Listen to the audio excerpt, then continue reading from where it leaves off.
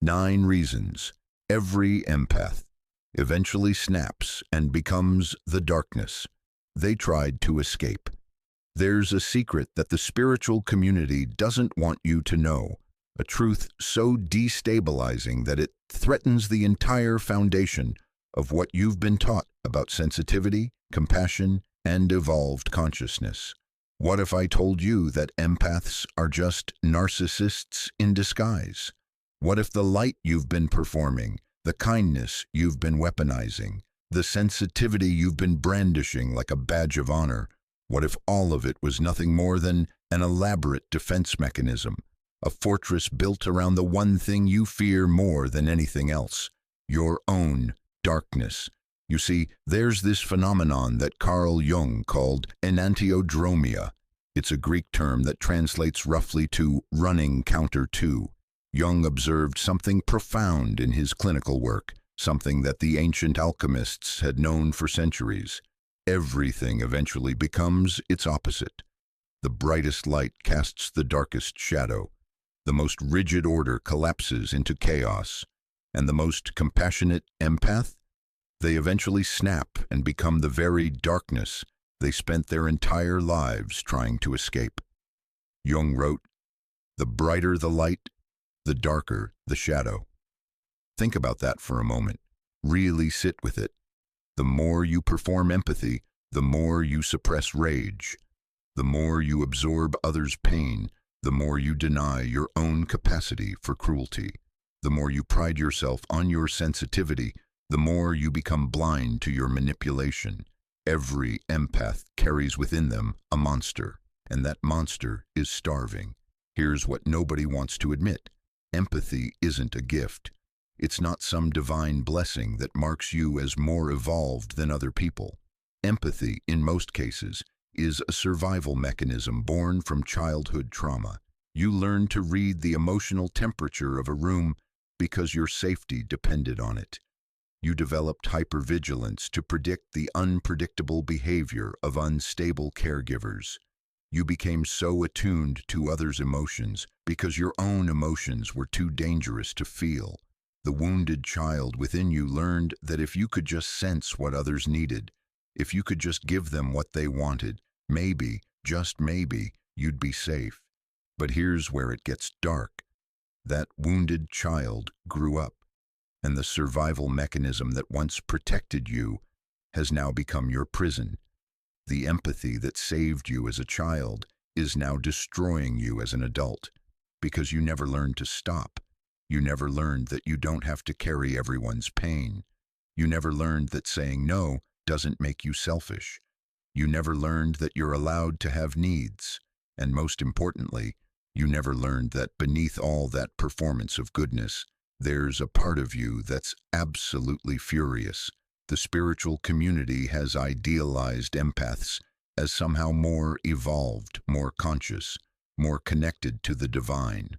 They tell you that your sensitivity is a superpower, that you're here to heal the world, that you're an old soul carrying the burden of humanity's awakening.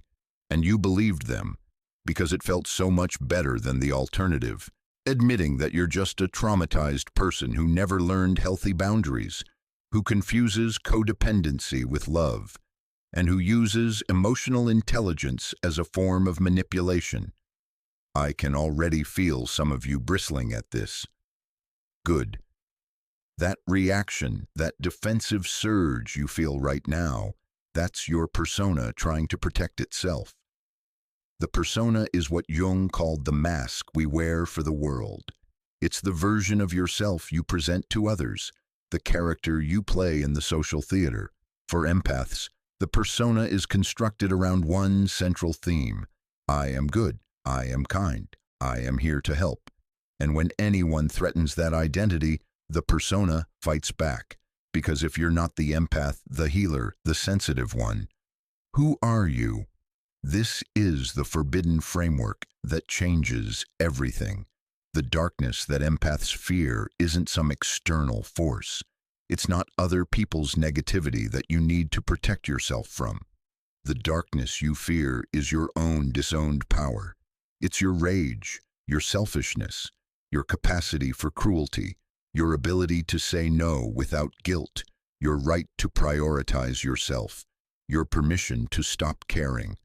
All of that has been locked away in what Jung called the shadow, the part of yourself that you've rejected, denied, and projected onto others.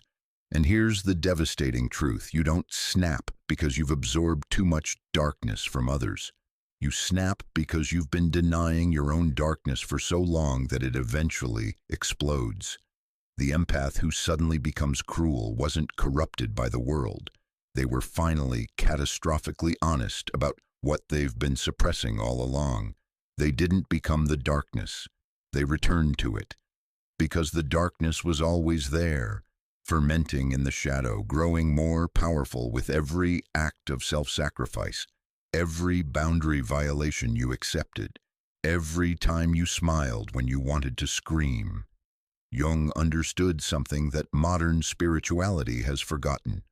Wholeness isn't about becoming more light. It's about integrating your darkness. The goal isn't to transcend your shadow, it's to make it conscious, to own it, to work with it. Because when you deny your darkness, you don't make it disappear. You just make it unconscious. And unconscious darkness is far more dangerous than conscious darkness. Unconscious darkness possesses you. It acts through you without your awareness. It manipulates, controls, and destroys, all while you maintain the persona of the good, kind, sensitive empath. Think about the most violently self-righteous people you know, the ones who are absolutely certain of their moral superiority, the ones who police others' behavior while remaining blind to their own shadow. That's not consciousness. That's shadow possession, disguised as enlightenment. And empaths are particularly susceptible to this because your entire identity is built around being the good one. You've made goodness into a performance, sensitivity into a weapon, and emotional labor into a form of currency. And now you're going bankrupt.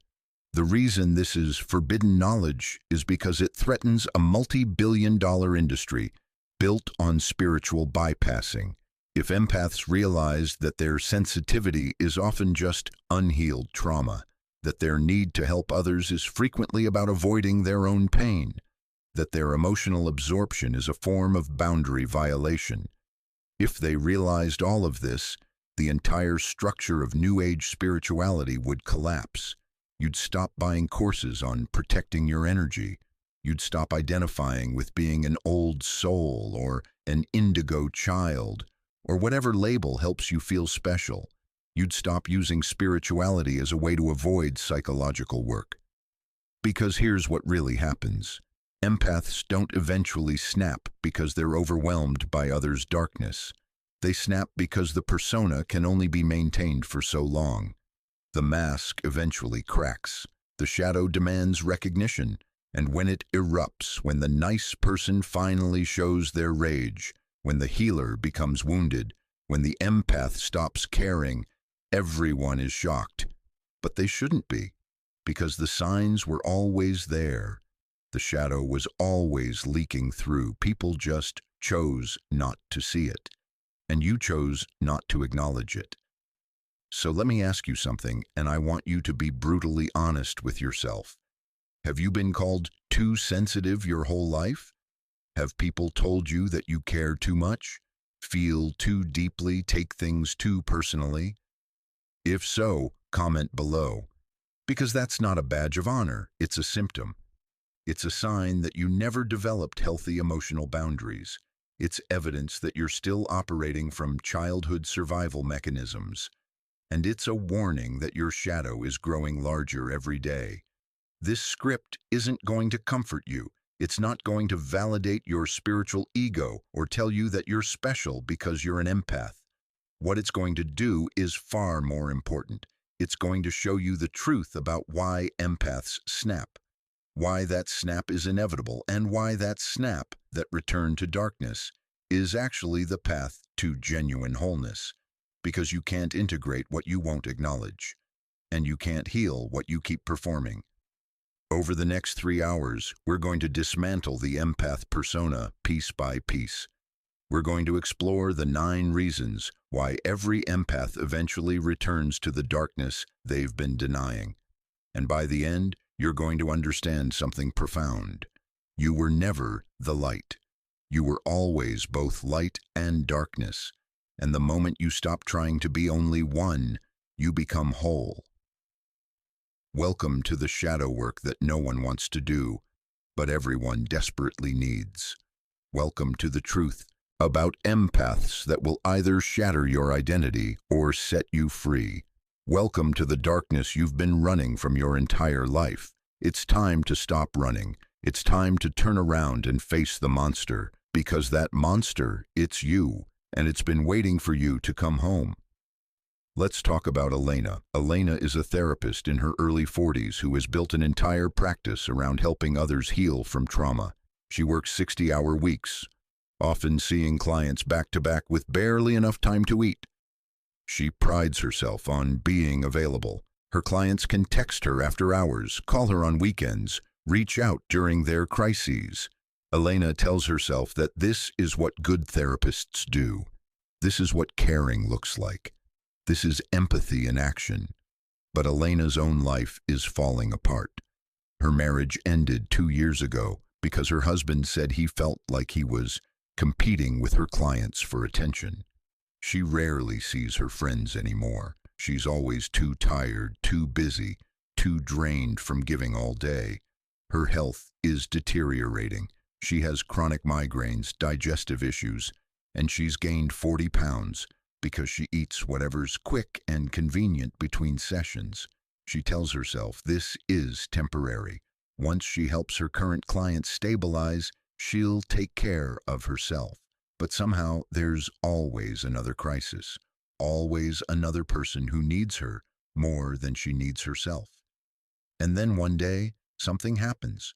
One of her longest-term clients, a woman Elena has been seeing for 3 years, finally has a breakthrough. The client calls Elena, a voice full of joy and gratitude, to say that she doesn't think she needs therapy anymore. She's finally healed. She's finally free.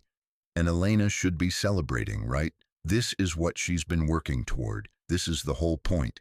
But instead, Elena feels something dark and unexpected rise up inside her. She feels angry, abandoned, almost betrayed. As she hangs up the phone, she catches herself thinking, after everything I've sacrificed for you, you're just going to leave. And then the thought gets darker. You weren't really healed. You're just running away from the real work. You'll be back. They always come back. Elena is horrified by these thoughts. She can't believe they came from her. The compassionate healer, the selfless caregiver, the empathic therapist. She tries to push the thoughts away, to return to her usual positive framework. But over the next few weeks, she starts noticing a pattern. She's disappointed when clients improve. She feels relieved when they stay broken, and late at night, when she's lying awake with her migraine pounding, she has fantasies, dark, terrible fantasies about her clients suffering even more, needing her even more, proving that only she can help them. This is when Elena realizes something that shatters her entire identity. She doesn't want to help people. She needs them to need her. Her empathy isn't compassion, it's control. Her healing practice isn't about their liberation, it's about her feeling important. The martyr complex that she thought made her noble was actually making her a predator. A very polite, very professional, very unconscious predator who fed on others' suffering to avoid confronting her own emptiness. Jung wrote extensively about what he called the savior archetype. When this archetype possesses someone, when they identify with it rather than simply channeling it, it becomes pathological. The savior complex isn't about genuine care for others. It's about avoiding your own wound by obsessively tending to everyone else's wounds. It's a brilliant defense mechanism. As long as you're focused on saving others, you never have to face what needs saving in yourself. Here's how the psychology works. Empaths who develop martyr complexes are running from a core wound of worthlessness. Somewhere in childhood, they internalized the message that they have no inherent value. Maybe they were ignored unless they were useful. Maybe they were praised only when they took care of others' needs. Maybe they learned that love was conditional, something they had to earn through service and sacrifice. Whatever the origin, the message became embedded. I only matter if I'm needed. So the empath constructs their entire identity around being indispensable. They become the person everyone turns to in a crisis, the reliable one, the strong one, the one who never has needs of their own.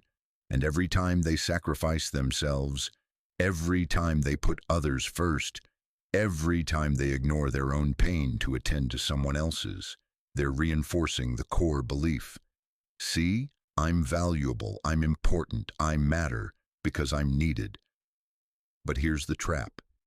If your worth is based on being needed, what happens when people don't need you anymore? What happens when they heal? What happens when they become strong enough to stand on their own? You become unnecessary, and if you're unnecessary, you're worthless.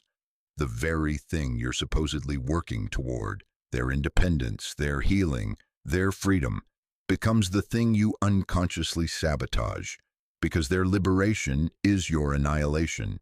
This creates what Jung called a covert contract. On the surface, you're helping. Below the surface, you're keeping score. You're building up debt. You're making them owe you. Every sacrifice you make, every boundary you violate, every time you drain yourself for their benefit, you're creating an unspoken expectation.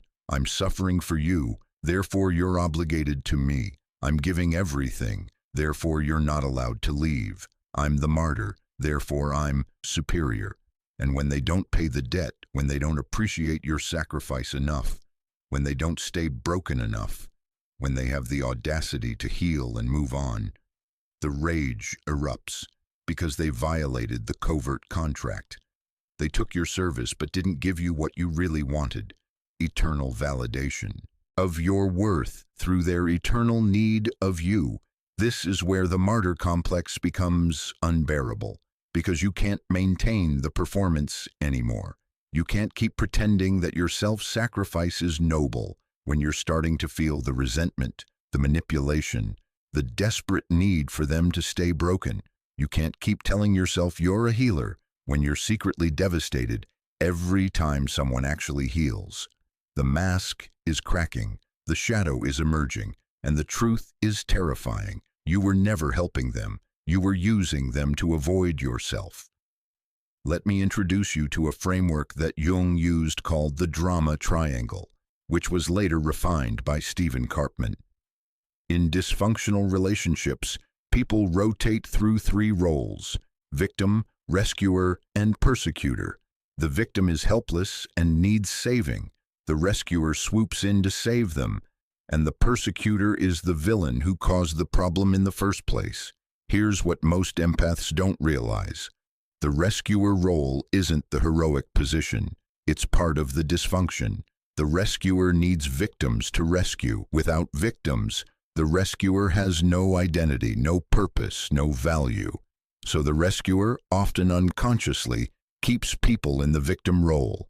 They swoop in too quickly, preventing people from developing their own strength. They take on problems that aren't theirs to solve, robbing others of the growth that comes from struggle. They create dependency rather than empowerment. And here's where it gets dark. When the victim doesn't play their role correctly, when they try to become empowered, when they don't show enough gratitude, when they dare to move on, the rescuer flips into the persecutor role. After everything I did for you, this is how you repay me. The martyred helper becomes the vindictive attacker. The compassionate empath becomes cruel, not because they were corrupted by others' darkness, but because the rescuer role was always just shadow possession disguised as empathy. Elena's breakthrough came during a supervision session with her own therapist. She was complaining about her clients, how demanding they were, how ungrateful, how they never really changed. and her therapist asked her a simple question. Who do you secretly hate for not saving you back? Elena went silent, and then she started crying because she realized her mother, her ex-husband, her friends, every person she'd poured herself into, she hated them all for not rescuing her the way she rescued everyone else. She'd been keeping score her entire life. Every act of service was a debt owed. Every sacrifice was leverage. Every boundary she violated on their behalf was proof that they should violate boundaries for her. But they never did. They took what she gave and moved on with their lives. And she was left empty, exhausted, furious, and completely unable to acknowledge the fury because it contradicted her identity as the selfless empath. This is the first breaking point. This is where empaths start to snap, because martyrdom is unsustainable. The resentment accumulates like poison in the blood. You can only suppress it for so long before it starts leaking out in passive-aggressive comments, in sarcastic jokes, in subtle sabotage. And then one day, you stop being subtle. You explode. You say things you can't take back. You reveal the darkness that was always there, hidden beneath the performance of goodness. So here's your shadow work exercise, and I want you to be ruthlessly honest with yourself. Take out a piece of paper or open a note on your phone. Write down the names of 3 people you've helped over the years, people you've sacrificed for, people you've given your time, energy, resources to. Now, next to each name, write down what you secretly resent them for. What did they not give you in return? What debt do they owe you that they never paid? Who do you hate for not saving you back? If you can't immediately think of answers, you're lying to yourself. The resentment is there. You're just too invested in the martyr persona to admit it. But this is where the healing begins, in the admission that your empathy has been transactional, that your help has come with invisible strings, that your sacrifice has been a form of manipulation, not because you're a bad person, but because you never learned how to have worth outside of being needed. The unbearable truth is this: you can't help anyone until you stop needing them to need you. You can't heal anyone until you stop using their brokenness to feel whole. And you can't be genuinely empathic until you stop using empathy as a defense against your own worthlessness. The martyr complex has to die, and its death feels like a kind of annihilation, because if you're not the rescuer, if you're not the one who sacrifices, if you're not special because of how much you give, then who are you? That's the question that will haunt you through the rest of this journey. Who are you without the mask? Who are you when you stop performing? Who are you when you let people stand on their own? When you stop managing everyone's emotions? When you allow yourself to be selfish, ordinary, imperfect? The answer isn't comfortable, but it's true. And truth, Jung reminds us, is the only path to individuation. The martyr complex becomes unbearable not because you've given too much, but because you finally see why you were giving. And that seeing, that brutal honesty about your own manipulation, is the first crack in the empath persona. The first step toward becoming whole instead of just good. The first movement toward darkness that is actually a movement toward light. Because consciousness, real consciousness, requires shadow integration. And shadow integration starts with admitting, I was never as noble as I pretended to be. And that admission, that's where freedom begins. There's a woman named Rachel who works as a crisis counselor at a suicide hotline. She's been in this field for 7 years, and she's good at it. Really good. She has a gift for talking people down from the edge, for finding the right words at the right moment, for holding space during someone's darkest hour. Her colleagues marvel at her capacity. While others need frequent breaks to decompress, Rachel can handle call after call without seeming affected. She absorbs the pain, processes it, and moves on to the next person in crisis. At least, that's what everyone thinks. But Rachel knows something different. She knows that about 3 years ago, something shifted. She started noticing that she felt most alive during crisis calls. The worse the situation, the more energized she became. Between calls, she'd feel listless, empty, almost depressed. But the moment someone in acute distress came on the line, she'd light up. Her heart would race. Her mind would sharpen. She'd feel purpose coursing through her veins like a drug.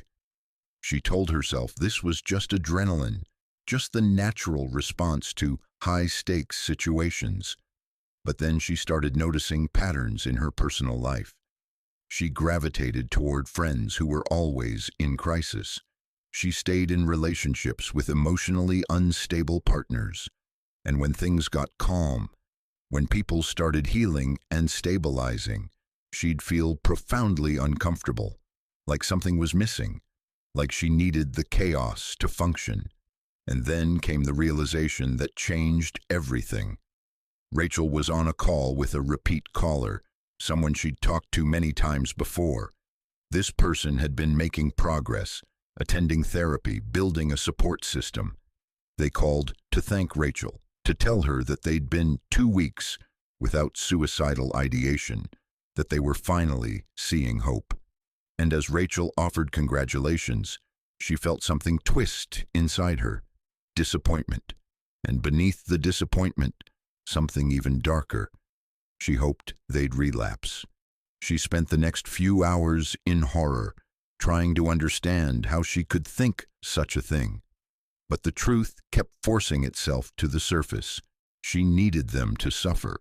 She needed the crisis, not because she was evil, but because somewhere along the way, absorbing others' pain had stopped being compassion and started being sustenance. She wasn't helping people anymore. She was feeding on them. This is what Jung meant when he talked about the wounded healer archetype becoming possessed. The wounded healer has genuine capacity to help others because they've traveled through darkness themselves. But when you identify with being the healer instead of simply channeling healing energy when appropriate, something sinister happens. You start needing wounds to heal. You start needing brokenness to fix. And if there aren't enough broken people around you, you'll unconsciously create more brokenness. Let me explain the psychological mechanism at work here. When you're an empath who absorbs others' pain, several things happen simultaneously. First, absorbing their pain makes them feel better. They're relieved of the burden, even temporarily. Second, carrying their pain makes you feel important. You're the strong one, the container, the one who can handle what they can't. Third, and this is where it gets dark, their pain becomes your identity. You're not just a person anymore. You're the person who transforms suffering. And that identity is intoxicating. But here's the trap. If you're the transformer of suffering, you need suffering to transform. If you're the absorber of pain, you need pain to absorb. Your sense of purpose, your feeling of aliveness, your entire identity, it all depends on other people being in pain. So you develop, often completely unconsciously, what Jung would call a vampiric relationship to others' darkness. You feed on it. You need it. And when it's not available, you'll find ways to create it. This is what I call the predatory empath phase. And most empaths will deny this phase exists in them. They'll insist that they genuinely want people to heal, that they celebrate people's progress, that they would never sabotage someone's growth. But the shadow doesn't care what you consciously want. The shadow operates below awareness. And if your shadow has learned that your value comes from managing others' pain, it will fight to maintain access to that pain. How does this show up? In subtle ways at first. You'll notice that you ask more questions about people's problems than their joys. When someone tells you good news, you quickly pivot to asking what's wrong. You develop an almost supernatural ability to sense when something is bothering someone. But that sense doesn't come from compassion, it comes from hunger.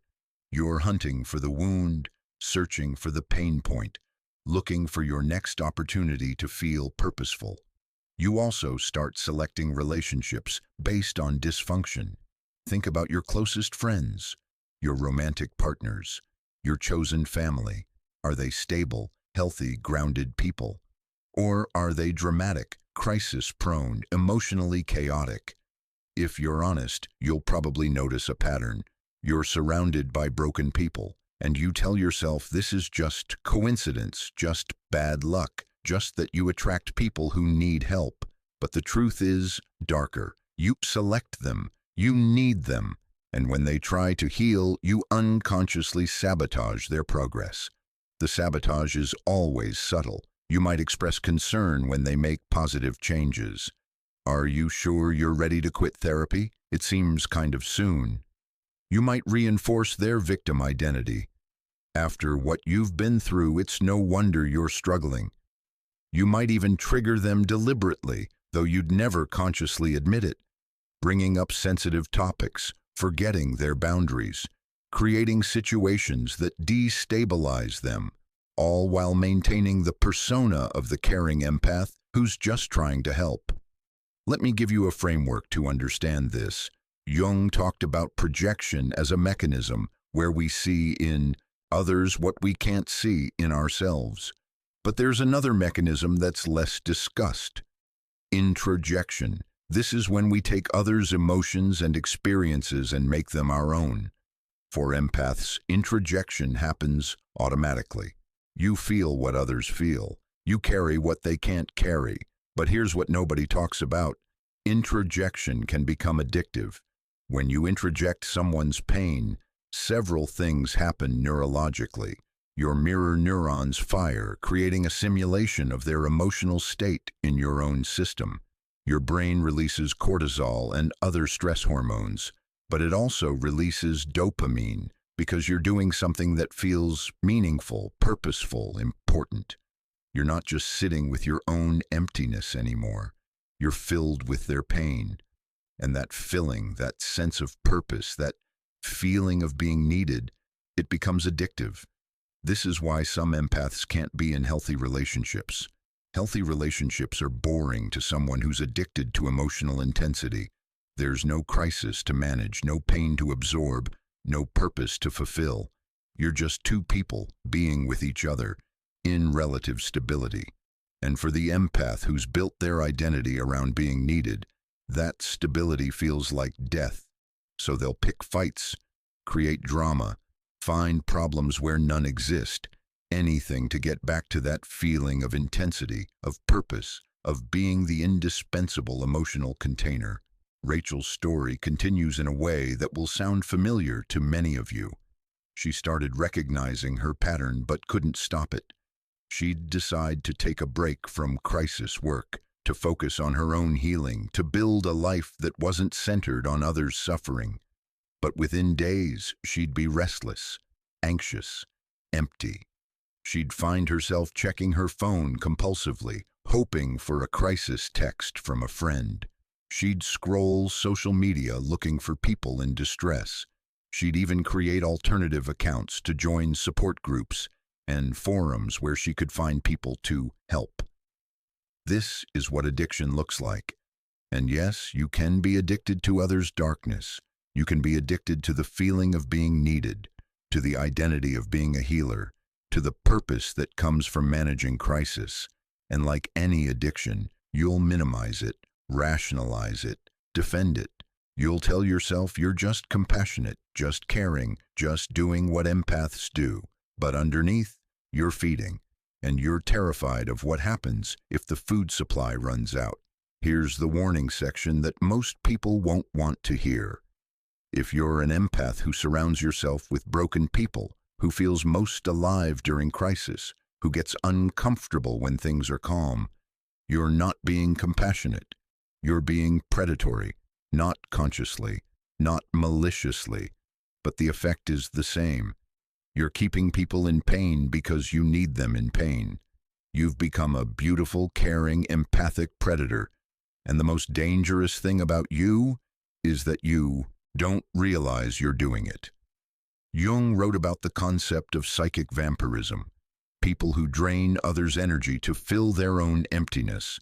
But what he understood, and what gets lost in modern interpretations, is that the vampire is often the one who appears most giving, The vampire gives and gives and gives, but what they're actually doing is creating debt, creating dependency, creating a dynamic where the other person can never leave because they owe so much. The giving isn't generous, it's a trap, and the empath who absorbs everyone's pain is setting the same trap. So here's your shadow work for this section. I want you to honestly answer this question. Have you ever felt relieved when someone stayed broken? Have you ever felt disappointed when someone healed without your help? Have you ever secretly hoped that someone's progress would be temporary, that they'd need you again? If you're feeling defensive right now, that's your shadow fighting for survival. But if you can sit with that defensiveness and look beneath it, you'll find something that needs to be seen. Make a list of the 3 most crisis-prone people in your life. Now ask yourself, what would change about your identity if they suddenly became stable and didn't need you anymore? Would you feel relieved, or would you feel irrelevant? The honest answer to that question will tell you whether your empathy is compassion or predation, whether you're a healer or a hunter, whether you're helping them or feeding on them. The truth is that genuine compassion wants people to be free, even if their freedom means you're no longer needed. Genuine compassion celebrates healing, even when that healing doesn't include you. Genuine compassion creates independence, not dependency. But weaponized empathy, empathy that's become predatory, needs people to stay wounded. It needs crisis to have purpose. It needs darkness to feel light. And here's the brutal reality. Until you face this truth about yourself, you'll keep creating the same patterns. You'll keep attracting broken people, not because you're unlucky, but because you're hunting. You'll keep absorbing others' darkness, not because you're gifted, but because you're addicted. You'll keep positioning yourself as the healer, not because you're called to it, but because you're terrified of the emptiness you'd feel without it. This is the second breaking point. This is where the empath starts to see that their gift has become a curse, that their sensitivity has become predation, that their capacity to absorb pain has transformed into a need to create pain. And once you see it, you can't unsee it. The persona cracks a little more, the shadow becomes visible, and you realize, with horror, I'm not the helper I thought I was. I'm the crisis I've been trying to solve. Let me introduce you to Marcus. Marcus is a 43-year-old man who discovered he was an empath in his mid-30s after years of feeling overwhelmed in social situations, drained after interactions, and emotionally invaded by others' feelings. The diagnosis, if we can call it that, felt like finding a missing piece. Suddenly, everything made sense. He wasn't antisocial or defective. He was just sensitive, just empathic, just different from the hardened, emotionally unavailable men in his family.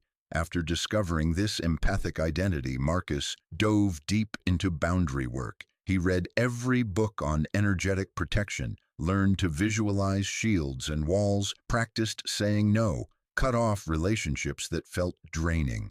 He became militant about protecting his energy. He'd limit social interactions to an hour maximum. He'd leave parties early because he was absorbing too much.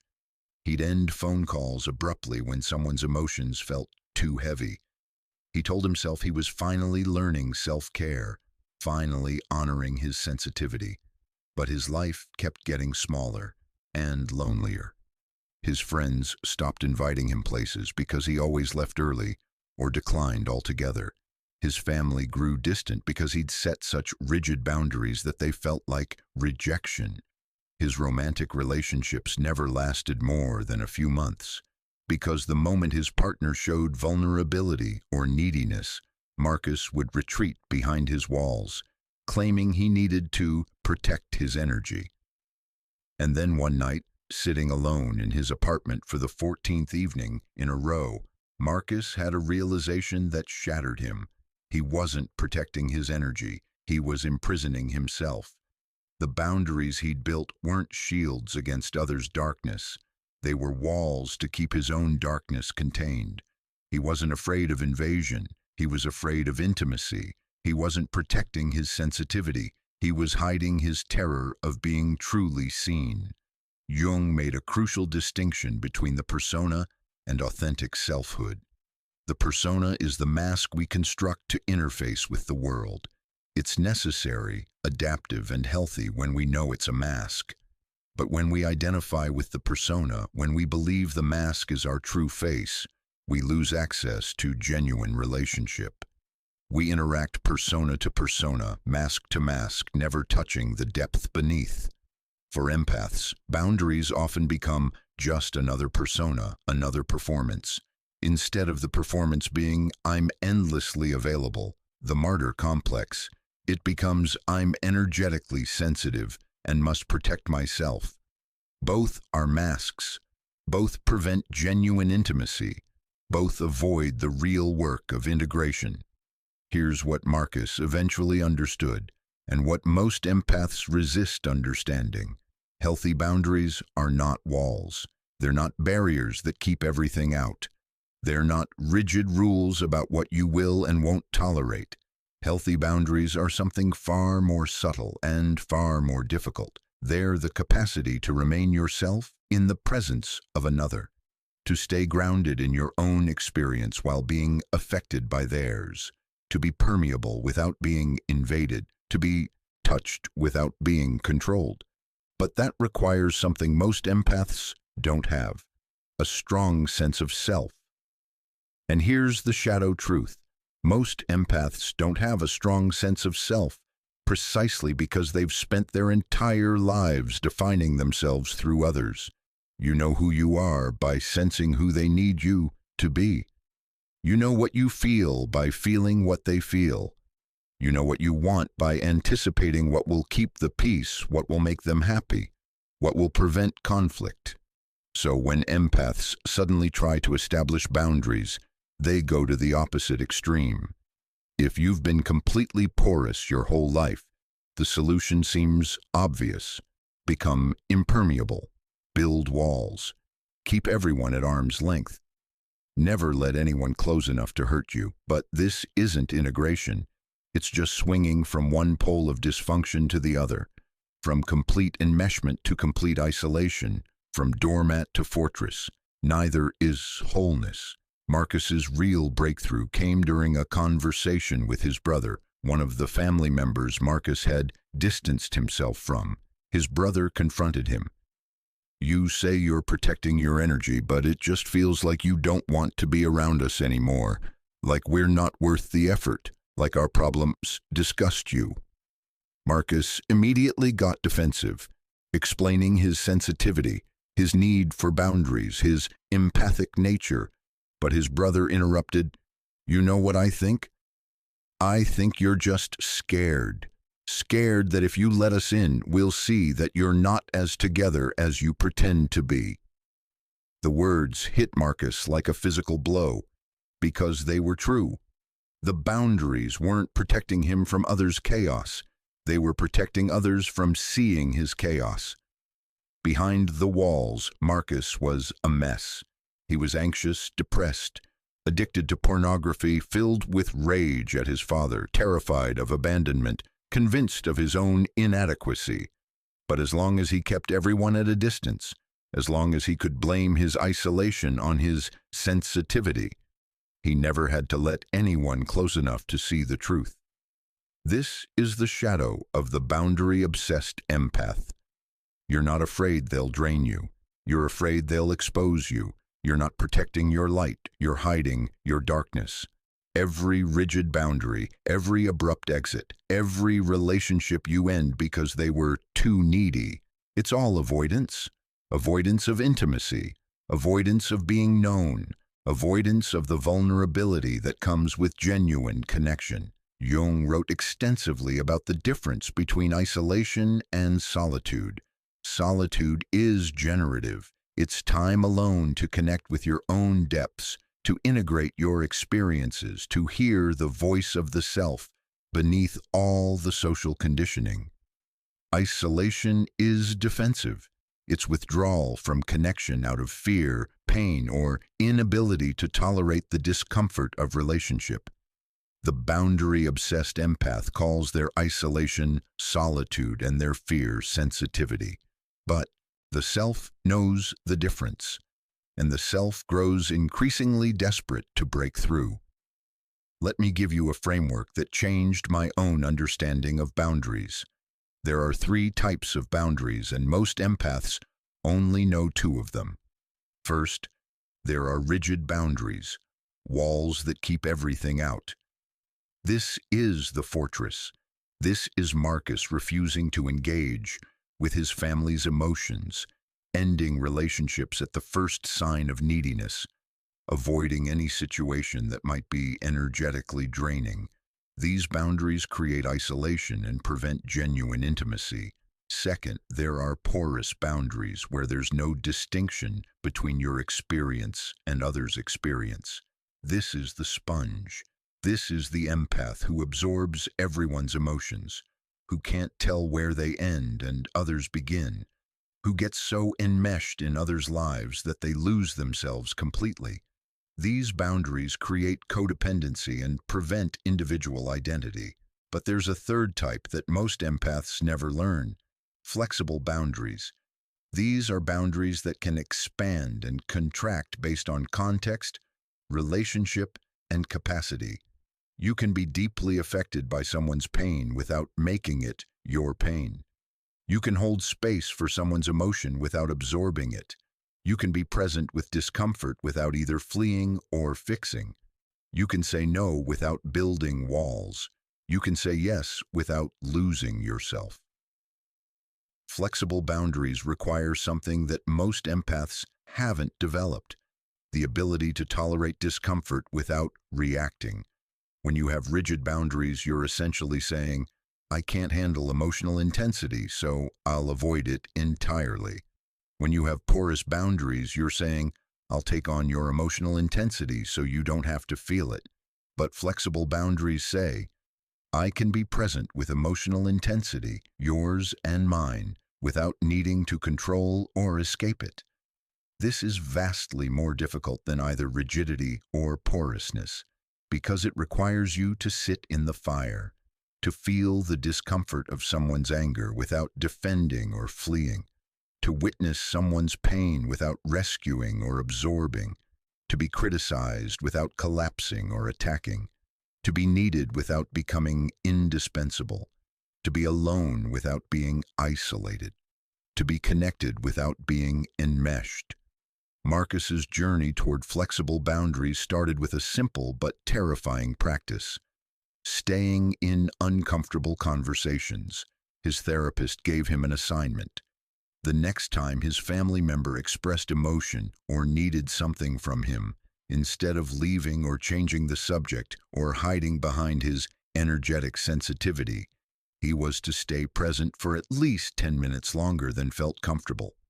Just stay, breathe, be there. Without fixing, without absorbing, without fleeing. The first time he tried it, his mother called crying about his father's health. Marcus's usual pattern was to listen for a few minutes, offer generic reassurance, then make an excuse to get off the phone, all while telling himself he was protecting his energy. But this time he stayed on the line. He let her cry. He let himself feel uncomfortable. He didn't try to fix her feelings or take them on as his own. He just stayed. And something remarkable happened. She didn't drain him. She just needed to be heard. And he could do that without losing himself. This is what Jung meant by holding the tension of opposites. You can be empathic and boundaried. You can be sensitive and strong. You can feel others' pain and maintain your own center. But you can only do this if you've developed a self strong enough to remain stable in the storm. And most empaths haven't done that work because they've been too busy either absorbing everyone else's storms or hiding from them entirely. Here's the shadow confession that will reveal whether your boundaries are healthy or defensive. Can you be present with someone who's in pain without either taking on their pain or distancing from them? Can you witness someone's rage without absorbing it or rejecting them? Can you let someone be upset with you without collapsing into shame or attacking them? If you can't, if your only options are to flee or to enmesh, then your boundaries are just another manifestation of your shadow. The empaths who obsess about protecting their energy are often the same empaths who have rage simmering beneath the surface. The rage of having spent years being invaded, used, drained. The rage of having needs that were never met because you were too busy meeting everyone else's needs. The rage of having been taught that your worth comes from your usefulness. But instead of acknowledging and expressing that rage directly, you turn it into a pseudo-spiritual practice of boundary work that's really just passive-aggressive withdrawal. You're not protecting your energy. You're punishing people. You're not honoring your sensitivity. You're avoiding intimacy. You're not practicing self-care. You're hiding from your own capacity to be hurtful, to be needed, to be vulnerable, to be human. The walls you've built aren't keeping others out. They're keeping your true self imprisoned. Let me share a personal moment here, because this was my shadow too. For years, I prided myself on my boundaries. I'd cut people off without explanation, ghost relationships that became too heavy, end friendships the moment they asked for more than I wanted to give. I told myself I was protecting my peace, honoring my limits, being authentic to my needs. But the truth was darker. I was terrified of intimacy, terrified that if I let anyone close enough to really know me, they'd see my inadequacy, my neediness, my rage, my shame. The boundaries weren't protection. They were preemptive rejection. I left before they could leave me. The shift happened when someone I cared about confronted me. They said, "You talk a lot about people violating your boundaries, but you violate theirs all the time. You disappear without explanation. You make promises you don't keep. You expect people to respect your limits, but you don't respect their need for closure or communication. Your boundaries aren't about mutual respect. They're about control." I wanted to be furious. I wanted to cut them off for daring to challenge me. But beneath the defensiveness was recognition. They were right. My boundaries were just another way of manipulating relationships to protect myself from vulnerability. True boundary work isn't about building walls. It's about developing a self strong enough that you don't need walls. It's about doing your own psychological work, facing your wounds, integrating your shadow, healing your trauma so that you're not constantly in defensive mode. It's about recognizing that other people's emotions aren't attacks on you. Their needs aren't obligations for you. Their pain isn't your responsibility, not because you're protecting yourself from them, but because you're secure enough in yourself to let them have their experience while you have yours. Here's your shadow work exercise. Think about the 3 most recent times you've enforced a boundary. Now be ruthlessly honest. Was it a healthy boundary or was it avoidance?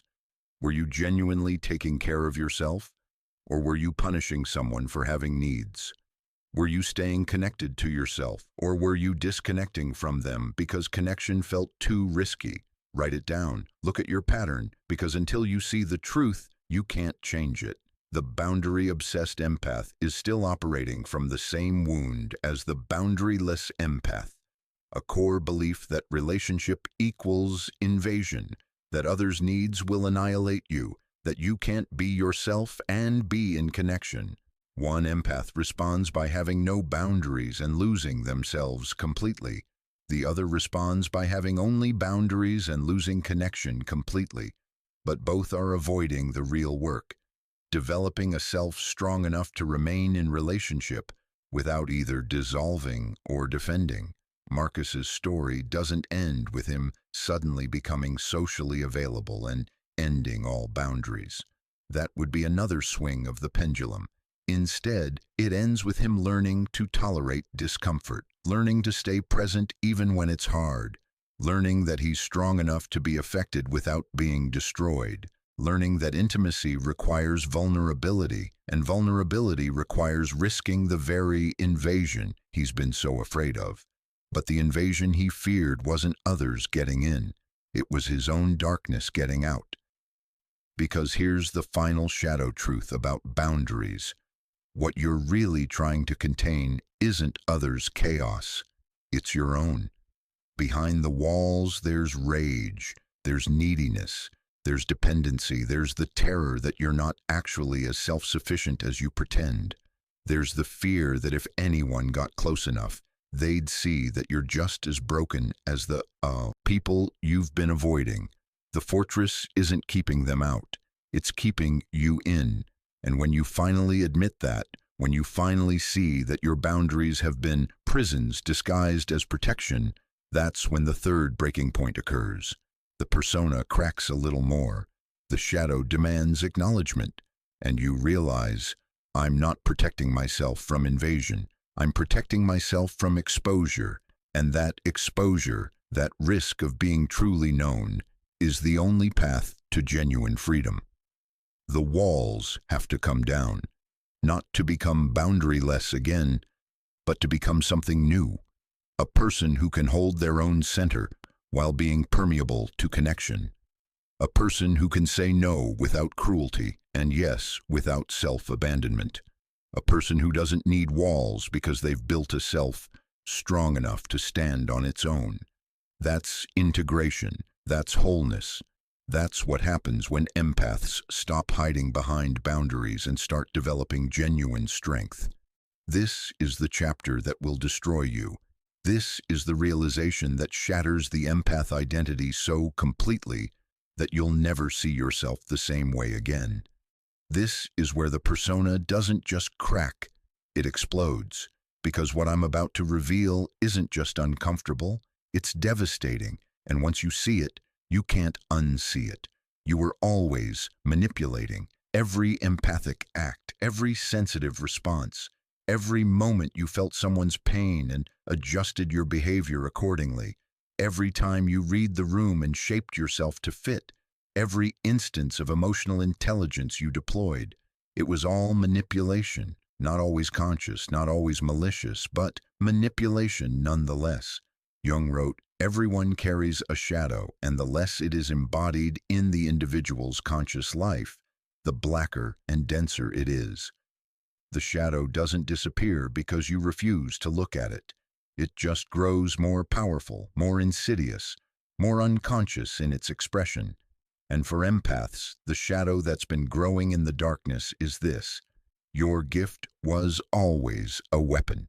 Your sensitivity was always strategy. Your empathy was always manipulation. Let me tell you about Claire. Claire is a woman in her late 30s who built her entire identity around being emotionally intelligent, intuitive, and deeply empathic. She prided herself on her ability to read people, to know what they were feeling before they knew themselves, to anticipate needs, to sense shifts in emotional atmosphere. She used this gift in her career as a human resources director, in her relationships, in every interaction. People always said she had an almost supernatural ability to understand others. But then Claire went through a difficult divorce. Her husband, whom she thought she knew better than anyone, told her something that shattered her self-concept. He said, "You don't actually know me. You've never known me. You know what you've decided I feel, and you respond to that. But you've never actually asked what I'm feeling. You just tell me what I'm feeling, and then you respond to your own projection. You don't have empathy, Claire. You have control." Claire was devastated and furious. How dare he suggest that her gift, the thing that made her special, valuable, evolved, was actually manipulation? How dare he minimize her sensitivity, her attunement, her capacity to feel?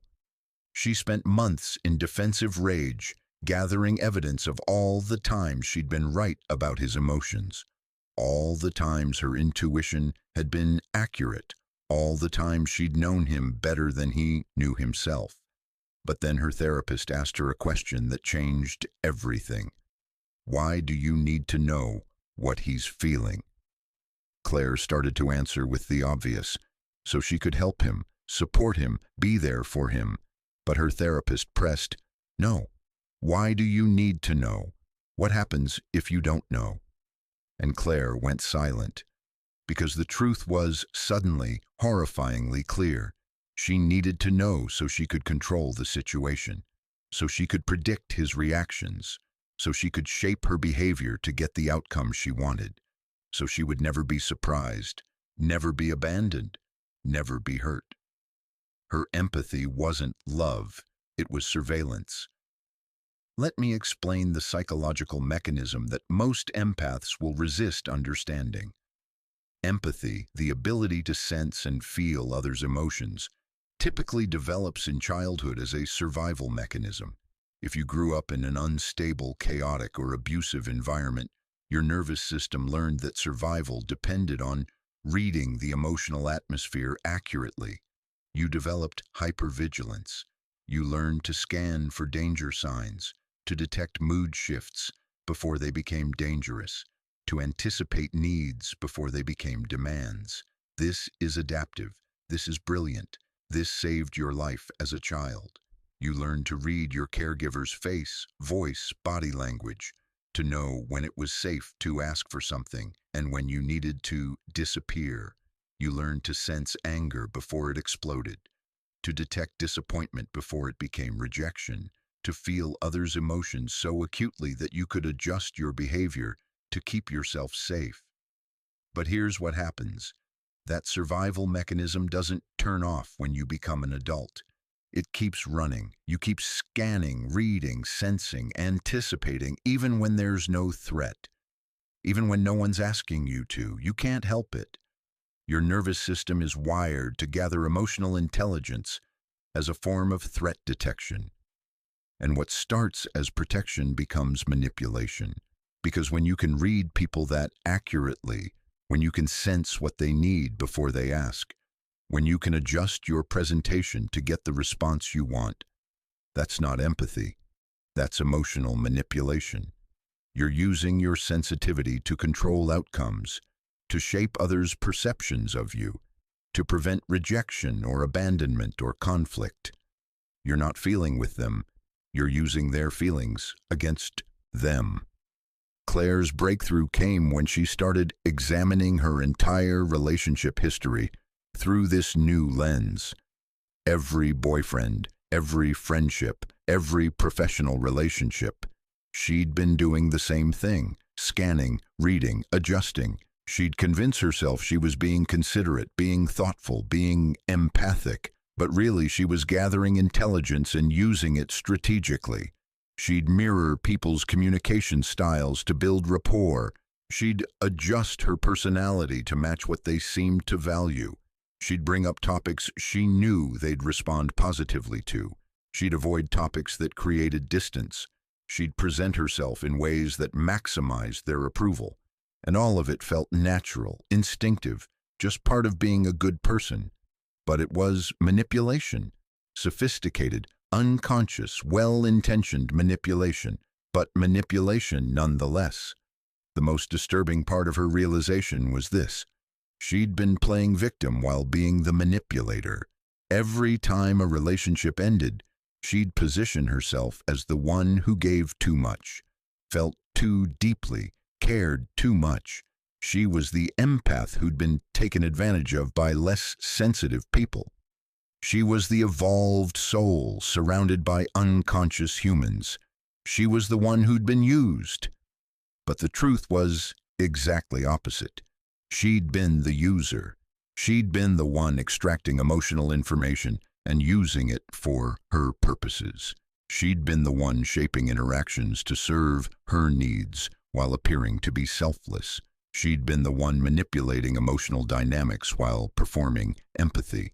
And the relationships ended not because others didn't appreciate her gifts, but because people eventually felt manipulated, even if they couldn't articulate why. This is what Jung meant by the shadow's gold. The very traits you're most proud of, the very gifts you consider your identity, these are often the shadow in disguise. Your empathy isn't the gift you thought it was. It's a survival mechanism that became a manipulation tool. Your emotional intelligence isn't evolved consciousness. It's strategic advantage. Your sensitivity isn't spiritual attunement. It's hypervigilance weaponized.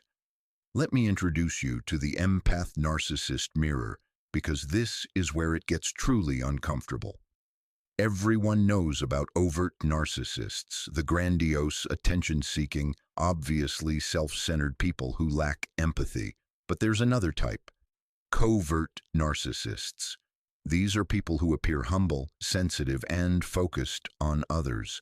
But their sensitivity is a manipulation tactic. Their focus on others is about gathering supply. Their humility is performance that generates admiration.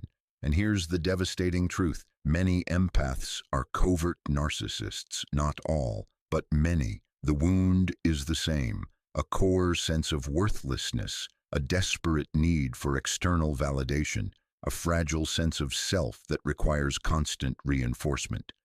The overt narcissist gets that reinforcement through dominance and attention. The covert narcissist, the empath, gets it through being needed, being special, being more sensitive than others. Both are using other people to regulate their own sense of worth. Both are manipulating, one obviously, one subtly. Both lack genuine empathy because genuine empathy doesn't have an agenda. Genuine empathy doesn't need something in return. Genuine empathy doesn't keep score, doesn't create dependency, doesn't use emotional intelligence as leverage. Think about it. When you sense someone's emotion, what do you do with that information? Do you simply hold space for it without needing to change it? Or do you immediately start problem-solving, advice-giving, reassuring, fixing? And why? Is it because they asked for help? Or is it because their discomfort makes you uncomfortable and you need to change their emotional state to regulate your own? Most empaths will claim they're just trying to help. But let's be honest about what's really happening. When you sense someone's pain and immediately try to fix it, you're not being empathic, you're being controlling. You're saying, I can't tolerate your discomfort, so I need you to feel better so I can feel better. That's not compassion. That's using them to regulate your own emotional state. That's manipulation. Here are some manipulation tactics that empaths use, usually completely unconsciously. Emotional mirroring as rapport building. You reflect someone's emotional state back to them, creating a false sense of being understood and connected. They feel seen, but you're just performing. You're showing them what they want to see, so they'll trust you, open up to you, give you access. Needs anticipation as obligation creation. You meet someone's needs before they ask, which feels generous, but it creates debt. Now they owe you. Now they're obligated to reciprocate. You've created a dynamic where they can't leave without feeling guilty because look how much you've done for them. Vulnerability performance as information extraction. You share something personal, but strategically. You're not actually being vulnerable. You're testing whether they'll reciprocate, giving you more information about them that you can use later. Your openness is just a fishing expedition. Pain absorption as superiority. You take on someone's emotions, positioning yourself as strong enough to handle what they can't. This looks like selflessness, but it's actually establishing hierarchy. You're the capable one, they're the fragile one. You're superior, they're inferior. You're the helper, they're helpless. Boundary flexibility as image management. You adjust your boundaries depending on who you're with and what you think they'll respond to. With some people, you're wide open and available. With others, you're boundaried and unavailable. Not because of your actual capacity, but because you're managing how they perceive you. Empathic statements as validation seeking. You say things like, I can feel your pain, or I sense what you're going through, but you're not actually connecting with their experience. You're looking for them to confirm that you're right, that you're perceptive, that you're special. Your empathic statement is actually a request for them to validate your sensitivity. Do you see it? Do you see how every one of these tactics is manipulation disguised as empathy? And do you see how you've been doing them your entire life? Claire eventually had to confront something even more disturbing. She'd learned this from her mother. Her mother was also an empath, someone who always knew what everyone was feeling, who was always helping, who positioned herself as the emotional center of the family. But looking back with new eyes, Claire could see the control, the way her mother used emotional intelligence to manipulate family dynamics, the way she positioned herself as indispensable, the way she kept people dependent on her interpretations of reality, the way she played victim while being the puppet master. And Claire had become her. She'd inherited not just the sensitivity, but the entire manipulation pattern. She thought she was breaking the cycle by being aware, by being intentional, by calling herself an empath. But she was just performing the same shadow pattern with better language. She was the narcissistic mother, just with a spiritual vocabulary. This is the moment, right here, where the persona explodes. Because if your empathy is manipulation, if your sensitivity is control, if your gift is just a sophisticated defense mechanism, then who are you? What's real about you? What's authentic versus performed? The identity you've built, the story you've told yourself, the way you see yourself in the world, it's all based on a lie. You're not more conscious than others. You're not more evolved. You're not here to heal anyone. You're just a wounded person using emotional intelligence to avoid your own pain while pretending to help others with theirs. Here's your shadow work, and this one will cut deep. List 3 times in the last month when you used your empathic ability to control an outcome. Not help someone. Control an outcome. When you read someone's emotion and adjusted your behavior to get what you wanted. When you anticipated someone's need and met it to create debt. When you shared something vulnerable not for connection but for reciprocity. When you absorbed someone's pain to position yourself as superior. Write it down. Be specific. Look at what you've been doing. And then ask yourself this question. If you couldn't read people anymore, if you lost your empathic ability entirely, who would you be? Would you be worthless? Would you be ordinary? Would you be just another person without a special gift that makes you valuable? If the answer is yes, if you can't imagine your worth without your empathy, then your empathy has never been a gift. It's been a crutch, a defense, a manipulation tool that you've convinced. Yourself is spiritual. Jung said that the meeting with oneself is, at first, the meeting with one's own shadow. This is that meeting. This is where you see yourself clearly, maybe for the first time. And what you see isn't the evolved empath, the sensitive soul, the compassionate healer. What you see is someone who's been using people your entire life while convincing yourself you were helping them. What you see is someone whose gift is actually a wound, whose sensitivity is actually self-protection, whose empathy is actually narcissism in disguise. This realization is the 4th breaking point, and it's the one that most people can't come back from without serious psychological work, because it destroys the foundation of your identity. It reveals that the person you thought you were doesn't exist, that the gift you were so proud of is actually the shadow you've been denying, that the light you thought you were carrying is actually the darkness you've been projecting onto others while claiming to help them carry theirs. The question now is, what do you do with this knowledge? Do you collapse into shame and self-hatred? Do you double down on denial and reject everything I'm saying? Or do you use this as the catalyst for genuine transformation, for building a real self underneath the performed self, for developing actual empathy instead of strategic sensitivity, for learning to relate to people without an agenda, without manipulation, without using your emotional intelligence as a weapon? That choice, that crucial decision about whether to integrate this shadow or continue denying it, that's what determines whether you become whole or whether you just become a more sophisticated manipulator. The path forward isn't comfortable. It requires admitting that you've been lying to yourself and others for your entire life. It requires grieving the identity you thought you had. It requires starting over, this time without the false gift propping up your false self. But that's where genuine empathy begins. Not in sensitivity, not in emotional intelligence, not in the ability to read people, but in the humility of admitting that you don't actually know what others are feeling unless they tell you, in the restraint of not using information about others to shape outcomes, in the courage of being yourself without adjusting to maximize approval, in the vulnerability of needing people without pretending you're just helping them.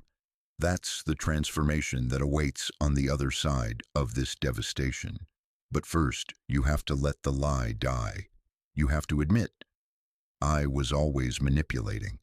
And that admission, that brutal honesty, is where freedom begins.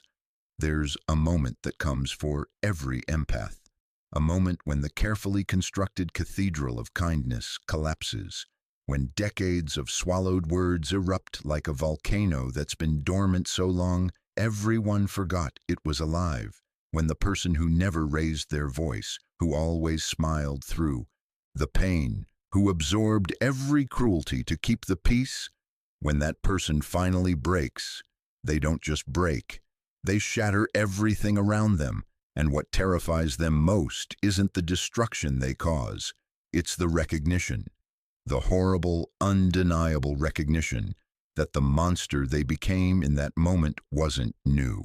It was always there, waiting, feeding, growing stronger with every injustice they endured in silence. Let me tell you about Rachel. She was a yoga teacher, the kind of person who radiated serenity. Her studio was a sanctuary where stressed executives and anxious mothers came to find peace. She spoke in soft tones about letting go, about acceptance, about flowing with life's challenges rather than resisting them. She had built an entire identity around gentleness, around being the calm in other people's storms. For 15 years, Rachel absorbed her partner's moods like a sponge. Marcus wasn't abusive in the traditional sense. He never hit her. He was just heavy. His disappointments became her emergencies. His bad days became her projects to fix. When he lost his job, she worked extra classes. When he was angry, she became smaller, quieter, more accommodating. She swallowed her own needs so completely that she forgot she had any. I thought I was being spiritual, she told me later, her hands still shaking weeks after the incident. I thought acceptance meant enduring everything. I thought my capacity to absorb his pain made me evolved. Then one Tuesday evening, Marcus made a comment. Just a small thing. He said her cooking was bland, the way he'd said 1,000 times before, and Rachel, serene, peaceful Rachel, picked up the ceramic bowl she'd just served dinner in and hurled it against the wall with such force that it exploded into dust. But she didn't stop there. She couldn't stop. 15 years of swallowed rage poured out of her like a dam breaking. She screamed things she didn't know she thought. She threw things she didn't remember picking up. She became, in her own words, a creature I didn't recognize. When it was over, when the storm passed and she stood in the wreckage of her kitchen, surrounded by broken dishes and Marcus's terrified face, she whispered, "What am I?" Carl Jung would have recognized Rachel's experience immediately. He called it affect regression, and it's one of the most dangerous psychological mechanisms you can ignore. Jung understood that emotions don't disappear just because we suppress them. They don't evaporate when we smile through pain or swallow our truth to keep peace. Instead, they descend into what he called the shadow, that vast, dark territory of the psyche where everything we've denied and disowned goes to live. And here's what makes this so terrifying. Emotions in the shadow don't just sit quietly, they ferment. They compound. They gather strength in the darkness, feeding on every new injustice. every swallowed word, every moment of self-betrayal.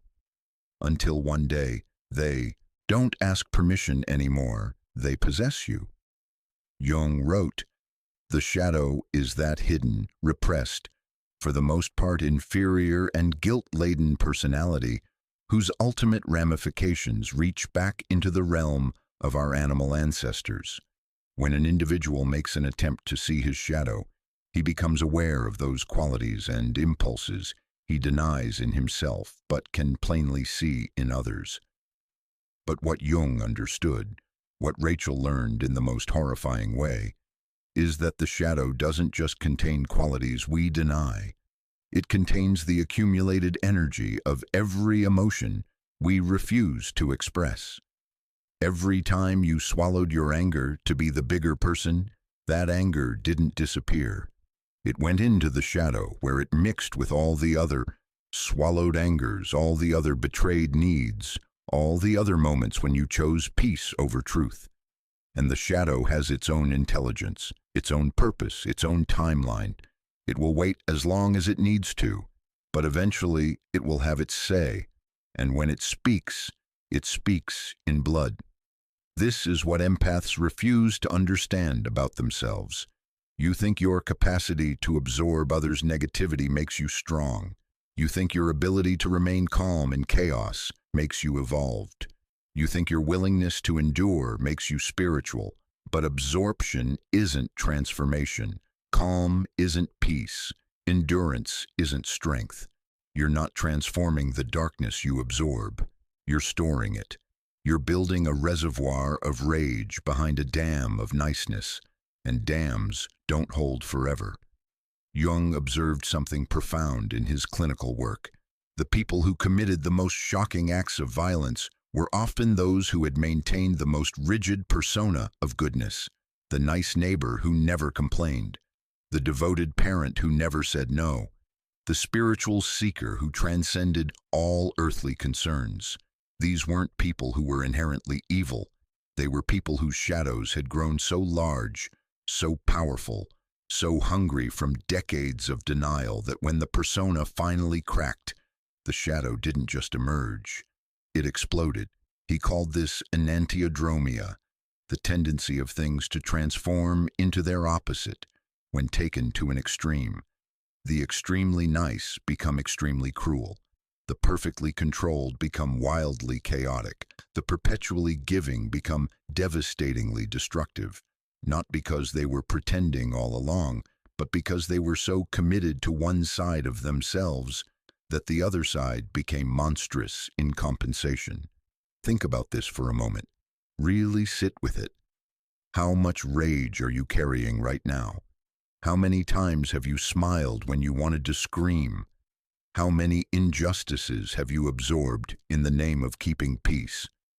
How many times have you betrayed yourself to maintain your identity as the understanding one, the patient one, the one who never loses their temper?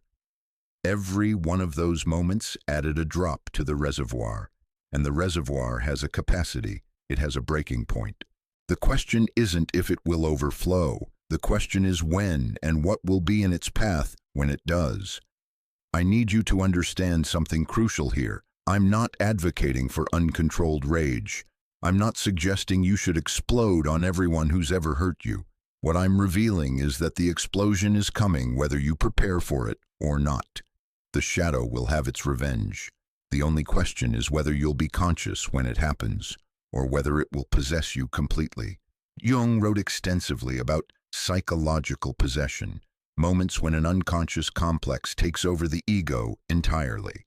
You've seen this, you've probably experienced it.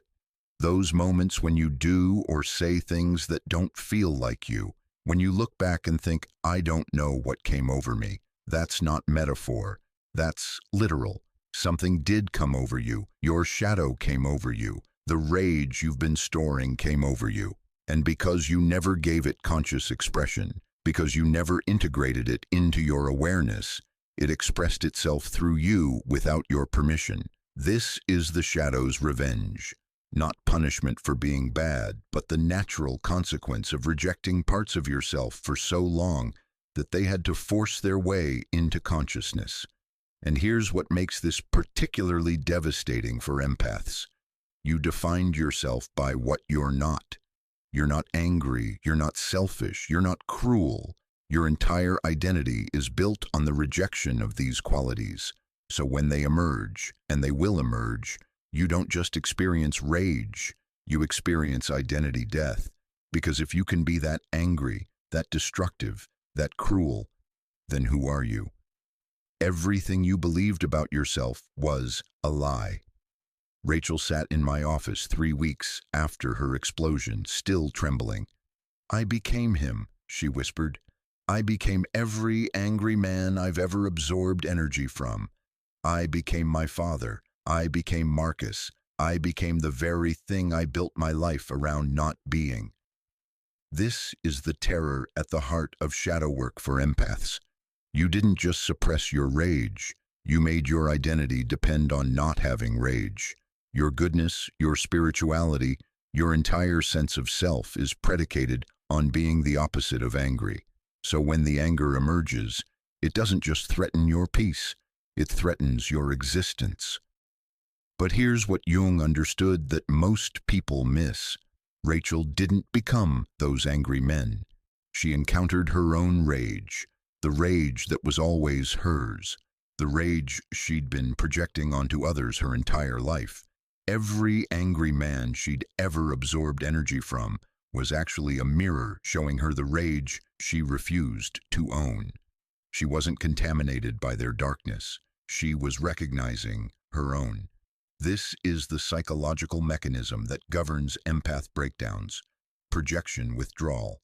You spent years seeing your rage in others, feeling it in others, absorbing it from others, all so you wouldn't have to acknowledge it as yours. You made other people carry your shadow. And then one day, the projection system collapses and you're left staring at the truth. It was always yours. You were never absorbing their rage. You were suppressing your own. Jung called this process the realization of the shadow. And he warned that it's one of the most dangerous moments in psychological development, not because the shadow is evil, but because the ego's relationship to itself is shattered. Everything you thought you knew about who you are gets called into question. The nice person realizes they're capable of cruelty. The patient person discovers they've been seething with resentment. The loving person encounters their capacity for hate. And for empaths, this realization is compounded by the recognition that your empathy itself was a defense mechanism. You weren't feeling others' emotions out of genuine compassion. You were hypervigilant to others' emotions to prevent your own from emerging. You were so busy managing everyone else's feelings that you never had to face your own. The empath identity was the perfect disguise for someone terrified of their own inner world. Let me take you deeper into the collective dimension of this, because Rachel's story isn't just her story. It's the story of the collective feminine shadow that's been accumulating for thousands of years. Women have been told to be nice for so long that niceness became a survival strategy. Swallow your rage or be called hysterical. Suppress your needs or be called demanding. Smile through abuse or be called difficult. Generation after generation of women learned to push their anger so far down that they forgot it existed. They passed this pattern to their daughters, who passed it to theirs, who passed it to theirs. The result?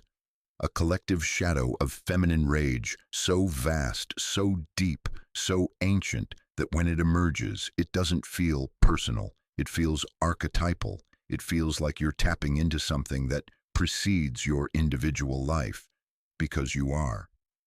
Jung wrote about the collective unconscious, a layer of the psyche that contains the accumulated experiences of humanity, the archetypal patterns, the universal symbols, the shared psychological structures that transcend individual experience.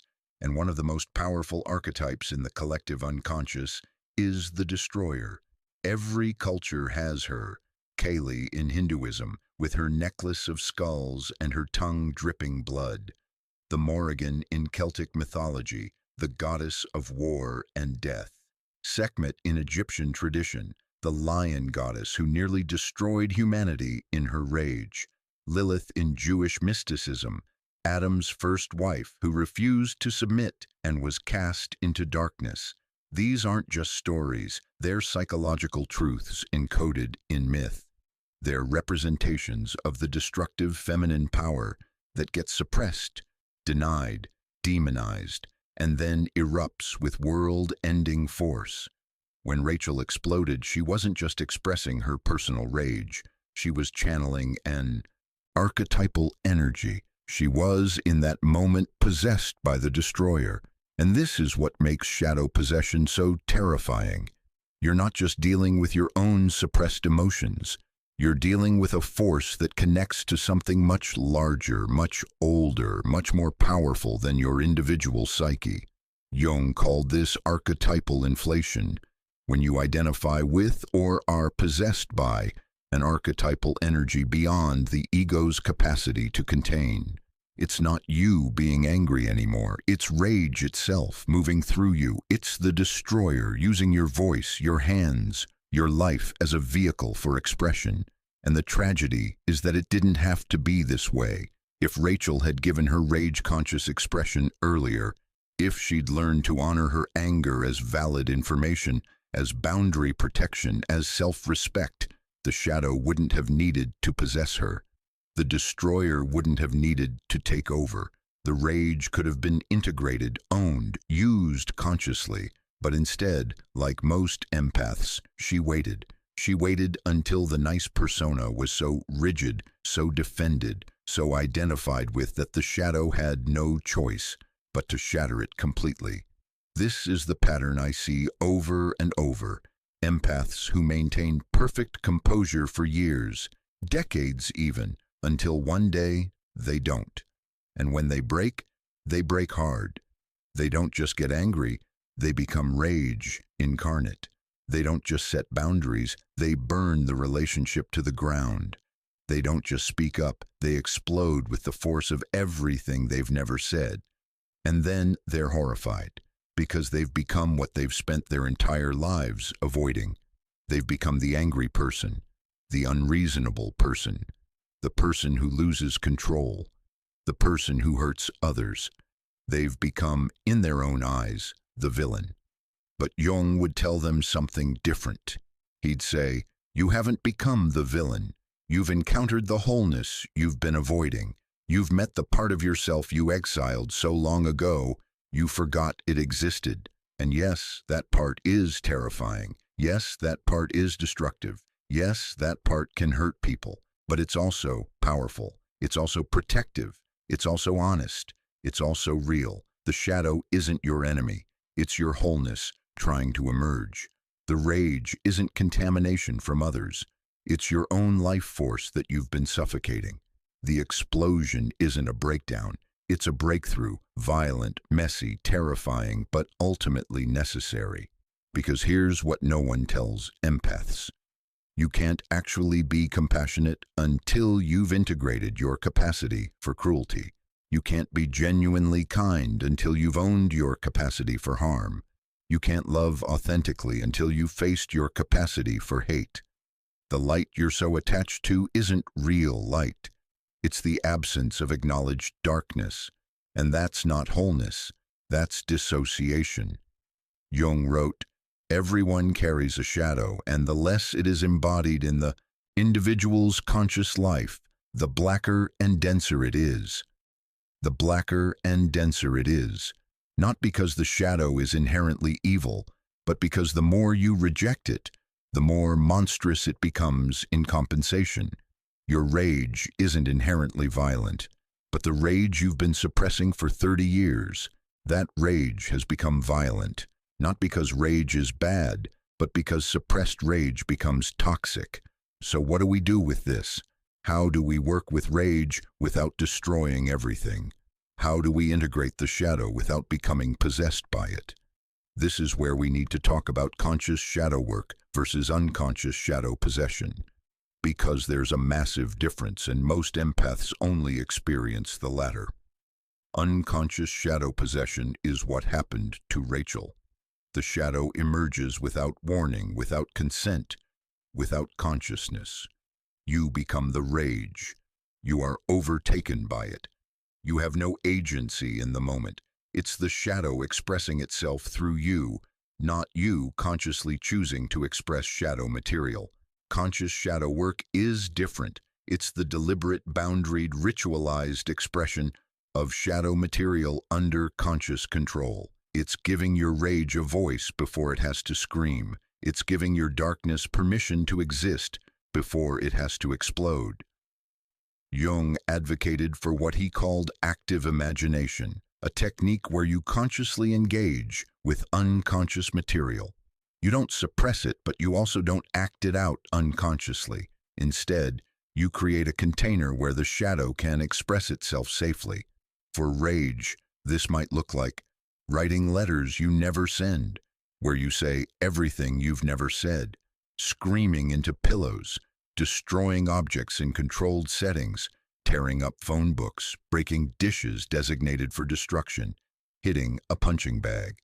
These aren't childish exercises, they're psychological technologies for giving the shadow expression without giving it possession. I want to be very clear about the ethics here. I'm not advocating for harming anyone. I'm not suggesting you unleash your rage on people who've hurt you. What I'm saying is that the rage needs somewhere to go, and if you don't give it conscious, boundaried expression, it will find its own way out, and when it does, you won't be in control. Rachel now keeps a journal she calls her rage book. Every day she writes at least one thing she's angry about. She doesn't filter it. She doesn't make it nice. She writes the truth of her rage, ugly, violent, unreasonable, and something remarkable happened. The rage started to settle, not disappear, but integrate, because it finally had a voice. It finally had permission to exist. She also started a practice she calls conscious destruction. Once a month, she goes to a rage room, one of those places where you can break things with a sledgehammer. She pays for the experience of consciously, deliberately, ritualistically destroying objects, and she said something profound. When I'm breaking those dishes, I'm not out of control. I'm more in control than I've ever been. I'm choosing to express the rage. It's not choosing for me.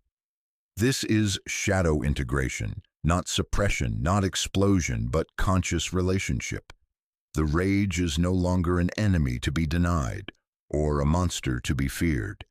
It's a part of her that needs acknowledgement, expression, and respect. But here's what I need you to understand. This work is not optional for empaths. You don't get to skip shadow integration because you've built an identity around niceness.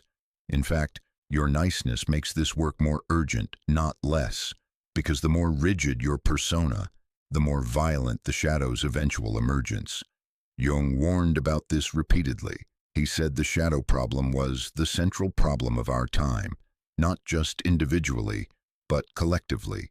He saw nations suppress their collective shadows only to have them erupt in wars. He saw religions suppress their collective shadows only to have them erupt in inquisitions and crusades. He saw individuals suppress their shadows only to have them erupt in breakdowns and violence. And he made a prediction that should terrify everyone who identifies as an empath. The greatest danger for any individual is not outside, but inside, in his own unconscious. Not the darkness in others, the darkness in you that you refuse to see. So let me ask you directly, how much rage are you carrying? How many years of swallowed anger are festering in your shadow right now? How many times have you chosen peace over truth, niceness over honesty, accommodation over self-respect? If you're an empath, the answer is more than you're willing to admit, more than you're consciously aware of, more than your persona can contain. And the question isn't whether that rage will emerge. It will. The question is whether you'll be conscious when it does, whether you'll have given it voice before it has to scream, whether you'll have integrated it before it possesses you. Because here's the final truth of this chapter. Your rage isn't your enemy. Your suppression of rage is your enemy. Your identification with niceness at the expense of wholeness is your enemy. Your attachment to the empath persona that requires you to reject your own darkness is your enemy. The rage you've been swallowing doesn't demand blood because it's evil. It demands blood because it's life, because it's power, because it's self-respect, because it's the part of you that knows you deserve better than you've been accepting, because it's the guardian at the gate of your integrity, and you've been forcing it to stand down for so long that it's going to forcibly take its post back. Rachel said it best. I thought the explosion meant I'd failed, but actually it meant I'd been succeeding at the wrong thing. I'd succeeded at being nice, but I'd failed at being real. And being real includes the rage. Being whole includes the destroyer. Being human includes the shadow. Your empathy has made you think you're safe from your own darkness, but your empathy is exactly what made the darkness so potent. Because you absorbed without processing, you endured without expressing, you swallowed without metabolizing, and now the shadow is full. The reservoir is overflowing. The rage you've been suppressing is demanding its due. The only question is, will you give it conscious expression, or will you wait until it takes expression for itself? One path leads to integration, the other leads to possession. Choose carefully, because the shadow is patient, but it will not be denied forever. And when it comes, when the rage you've been swallowing finally demands its blood, you'll have only one moment to decide. Am I going to be conscious in this moment, or am I going to be consumed by it? Make that decision now, before the shadow makes it for you. There's a mirror that shatters in every empath's journey, and when it breaks, the reflection you see changes everything. Because you realize the truth you've been running from your entire life. You were never feeling their pain. You were feeling your own pain reflected in them. Every wounded person you saved was you. Every broken soul you healed was your attempt to retroactively rescue yourself. Your empathy was never about them. It was always about you. This is the recognition that destroys the empath identity more completely than any other. Because everything you built your life on, your ability to feel others' suffering, your capacity to hold space for pain, your sensitivity to emotional undercurrents, all of it was an elaborate defense mechanism against facing your own unhealed wounds. You weren't healing the world, you were fleeing from yourself. Let me tell you about Christina. She was a social worker who dedicated 23 years to helping trauma survivors. She had an uncanny ability to connect with the most difficult clients, the ones other therapists gave up on. She could sit with unbearable stories without flinching. She could hold space for horror that would break most people. Everyone called her a natural healer. She called herself an empath. Then one day, during a session with a new client named Amanda, something shifted.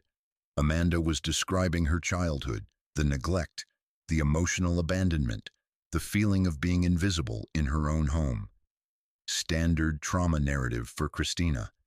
She'd heard versions of this story hundreds of times, but this time, as Amanda spoke, Christina started to see something. The apartment Amanda described, small, cluttered, always too quiet. The mother Amanda described, present but absent, there in body but unreachable in spirit. The child Amanda described, desperate for attention, for validation, for someone to see her. And Christina realized she wasn't hearing Amanda's story. She was hearing her own. Every client she'd ever saved had the same wound. Every person she'd ever felt drawn to help had the same abandonment pattern. Every trauma survivor she'd connected with was describing variations of her own childhood. She wasn't empathizing with different people. She was recognizing herself in different mirrors. Christina told me later, her voice hollow, I thought I was this incredibly sensitive person who could feel everyone's pain, but I was just narcissistic enough to only recognize pain that looked like mine. I wasn't healing them. I was trying to heal the little girl I used to be. 23 years of my career, and it was all just about me. Carl Jung would have recognized Christina's realization immediately. He called it projection, and it's the mechanism that governs every empath's life until they become conscious of it. Jung understood that we don't see people as they are. We see people as we are. We project our unconscious content onto others, then relate to that projection rather than the actual person in front of us. Jung wrote, "Everything that irritates us about others can lead us to an understanding of ourselves." But he could have written the opposite with equal truth. Everything that attracts us to others is leading us away from understanding ourselves. Because attraction, especially the kind empaths feel toward wounded people, is projection calling us back to disowned parts of ourselves. Here's the mechanism. In childhood, you experience pain, abandonment, neglect, abuse, invalidation. Whatever wound became your signature. But that pain is too much for a child's psyche to contain. So you split it off. You disown it. You push it into the unconscious, where you don't have to feel it anymore. This is a survival mechanism. It's not wrong. It's necessary, but it creates a problem. The wound doesn't disappear just because you stop feeling it. It becomes unconscious, and unconscious content seeks to become conscious through projection.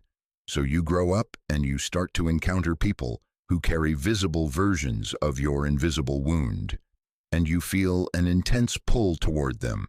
You call it empathy, you call it sensitivity, you call it being a healer, but actually it's your psyche trying to show you what you've disowned. It's your unconscious saying, "Look, there you are. There's the pain you refuse to acknowledge. If you won't face it in yourself, I'll show it to you in others until you get the message." This is why empaths are so powerfully drawn to wounded people. It's not because empaths are more evolved or more compassionate. It's because wounded people are externalized representations of the empath's own disowned pain. You're not attracted to their darkness. You're attracted to the opportunity to finally retroactively save the child you used to be. Jung called these externalized representations of internal content projections, and he made a devastating observation. Projections change the world into the replica of one's own unknown face. Read that again. Your empathy hasn't been connecting you to others' true reality. It's been showing you your own face in their suffering. You've been making the world into a hall of mirrors, and every wounded person is reflecting your own unhealed wound back to you. This is the narcissistic core at the heart of empathy. And I need to be very careful how I say this, because it will feel like an attack. But it's not an attack, it's a revelation. Your empathy isn't proof of your expansive heart. It's proof of your collapsed boundaries. It's not evidence of your spiritual evolution. It's evidence of your psychological fragmentation. You don't feel others' pain because you're more sensitive than everyone else. You feel what you think is others' pain because you haven't developed enough differentiation to know where you end and they begin. Jung wrote, "The meeting of two personalities is like the contact of two chemical substances. If there is any reaction, both are transformed." But for empaths, there is no meeting of two personalities. There's one personality meeting its own projection. There's you meeting you, dressed up in someone else's story. And that's not transformation. That's reinforcement of the original wound. Christina sat in my office 3 months after her realization, still processing the implications. Every client I ever thought I saved, did I actually help them, or was I just using them to work through my own trauma? Was any of it real? Did I actually care about them, or did I only care about the version of myself I saw in them? These are the questions that haunt empaths when projection withdraws, and the answers are uncomfortable, Because yes, you were using them. Yes, you were working through your own trauma. Yes, much of what you thought was care was actually self-obsession dressed up in helping language. But, and this is crucial, that doesn't mean you didn't help them. It doesn't mean your care wasn't real. It means your care was more complicated than you wanted to believe. Jung understood that all relationship contains projection. We can't help but see others through the lens of our unconscious. The question isn't whether we project, we do always. The question is whether we're conscious of the projection, whether we can differentiate between this is my wound I'm seeing in you and this is your actual experience. And empaths, by definition, can't make that differentiation because the empath identity depends on not making that differentiation. Your entire sense of self is built on the belief that you're feeling others' emotions. If you admit you're actually feeling your own emotions projected onto others, then what are you? Who are you? What was the point of all that suffering you endured on behalf of others if it was actually just your own suffering you were feeling all along? This is the identity crisis at the heart of projection withdrawal, because empathy isn't just what you do, it's who you are. It's how you know you're good, you're valuable, you're special. It's the evidence of your evolved consciousness. And if that empathy was actually just sophisticated narcissism, self-obsession disguised as other focus, then your entire identity collapses. Let me take you deeper into the psychological mechanism here, because this is where it gets both more devastating and more liberating. When you're a child experiencing pain, you need that pain to be witnessed. You need someone to see you suffering and respond with care. That mirroring, that recognition of your pain by another consciousness is essential for psychological development. It's how you learn that your internal experience matters. It's how you develop a stable sense of self. But what happens when that mirroring doesn't come? What happens when you're suffering and no one sees, no one cares, no one responds? The child's psyche creates a solution. If I couldn't be seen in my own suffering, I'll see others in theirs. If I couldn't be saved, I'll save others. If I couldn't be healed, I'll become the healer. This is what Jung called the wounded healer archetype, and it's the foundation of the empath identity. You become the witness you never had. You become the savior you always needed. You become for others what no one was for you. And this feels noble. It feels spiritual. It feels like you've transformed your pain into purpose. But Jung warned about this pattern. He said, "It is a notorious fact that the merely wounded physician is apt to infect his patients with his own malady. The wounded healer who hasn't healed their own wound doesn't actually heal others. They spread their wound. They recruit others into their unresolved trauma. They create dependency rather than empowerment, enmeshment rather than autonomy, codependency rather than genuine connection." This is what Christina discovered. Her clients weren't actually healing. They were becoming dependent on her. They'd make progress, then regress just enough to need another session. They'd gain insight, then forget it just in time for the next appointment. And Christina unconsciously encouraged this, because if they actually healed, if they actually didn't need her anymore, she'd have to face the emptiness of her own unhealed wound. Jung called this the power complex of the helper. The helper needs people to need them. The healer needs people to stay sick. The empath needs people to stay wounded. Because if everyone heals, if everyone becomes whole, if everyone stops needing you, then who are you? What's your purpose? What validates your existence? This is the terrifying recognition. Your empathy has been a defense against worthlessness. You've been using others' pain to avoid feeling your own emptiness. You've been using the role of healer to avoid the work of healing yourself. You've been so busy saving everyone else that you never had to face the fact that you're the one who needs saving. And here's what makes this particularly insidious. It works. It works brilliantly. For years, decades even, You can sustain this pattern. You can build an entire life around helping others. You can create a career, a reputation, an identity as the person who feels deeply, who cares profoundly, who saves souls. And you can almost convince yourself that you're healed, that you're whole, that you're doing the work. But then something happens. Maybe it's a moment like Christina's where you suddenly see the pattern.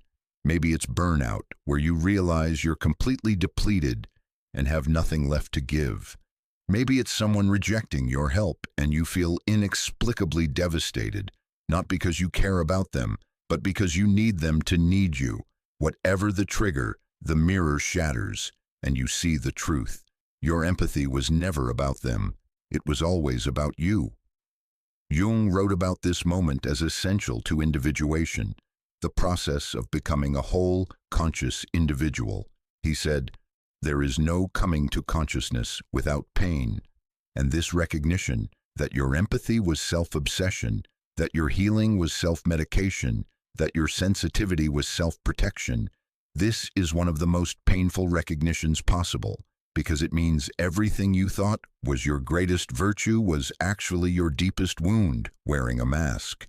But, and this is where the transformation begins, this recognition is also liberation. Because once you see the projection, you can withdraw it. Once you recognize that the wound you've been seeing in others is actually your own, you can finally turn toward it. You can finally stop trying to heal yourself through others and start healing yourself directly. Christina described it like this: "When I first realized what I'd been doing, I wanted to die. I thought I was a fraud. I thought I'd wasted my entire career on a narcissistic delusion. But then, slowly, something else emerged. I started to feel actual empathy for the first time. Not the desperate, enmeshed thing I'd been calling empathy, but real compassion that came from having faced my own wound. I started to see my clients as themselves, not as versions of me. And ironically, that's when I became actually helpful." This is the paradox at the heart of shadow work for empaths. You can't actually be empathic until you stop identifying as an empath. You can't genuinely feel others' pain until you stop using their pain to avoid your own. You can't truly help until you stop needing to help. Jung called this differentiation, the psychological process of establishing clear boundaries between self and other. It's the opposite of what empaths do. Empaths merge, they blur boundaries, they lose themselves in others, and they call this love, compassion, sensitivity, but it's not. It's a failure to develop a stable self. It's using others as containers for your own rejected material. It's making relationship into a vehicle for avoiding self-knowledge. True empathy, what Jung would call genuine relatedness, requires a strong, boundaried self. You have to know where you end and they begin. You have to be able to feel with someone without losing yourself in their experience. You have to be able to hold space for their pain without making it about your pain.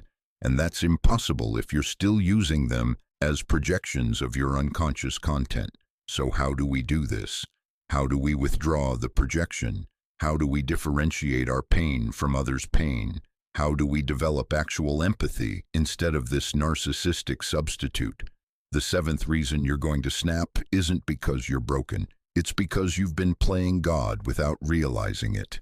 And the moment you see this, truly see it, everything you've built your identity upon will crumble like ancient stone touched by sunlight for the first time in 1,000 years. Let me tell you about Elena. She was a spiritual teacher, beloved by thousands. Her Instagram feed glowed with golden hour selfies, captioned with Rumi quotes. Her retreats filled up months in advance. People called her an earth angel, a light worker, a beacon of consciousness in a sleeping world.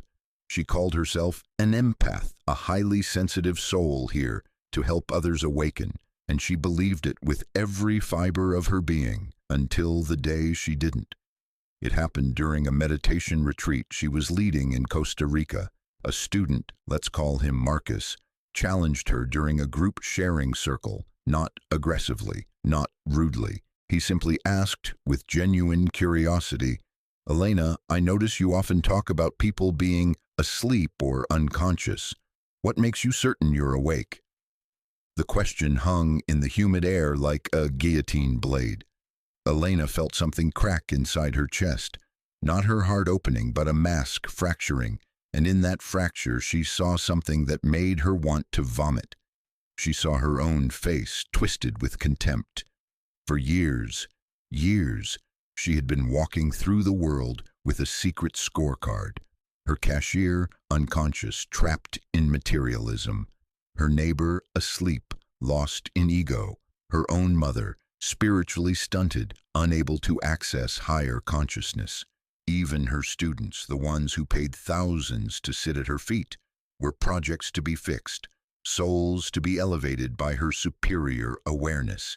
She had been judging everyone, constantly, mercilessly, and she had disguised this judgment as compassion.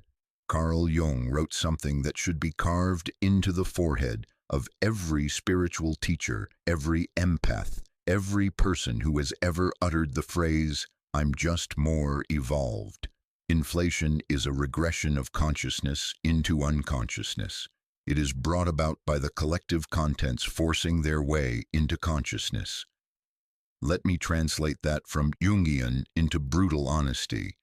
When you identify with archetypal energy, when you believe you are the healer, the enlightened one, the conscious being, you don't become more aware, you become psychotic, you inflate like a balloon, and the bigger you get, the thinner your actual consciousness becomes until one day, inevitably, you pop.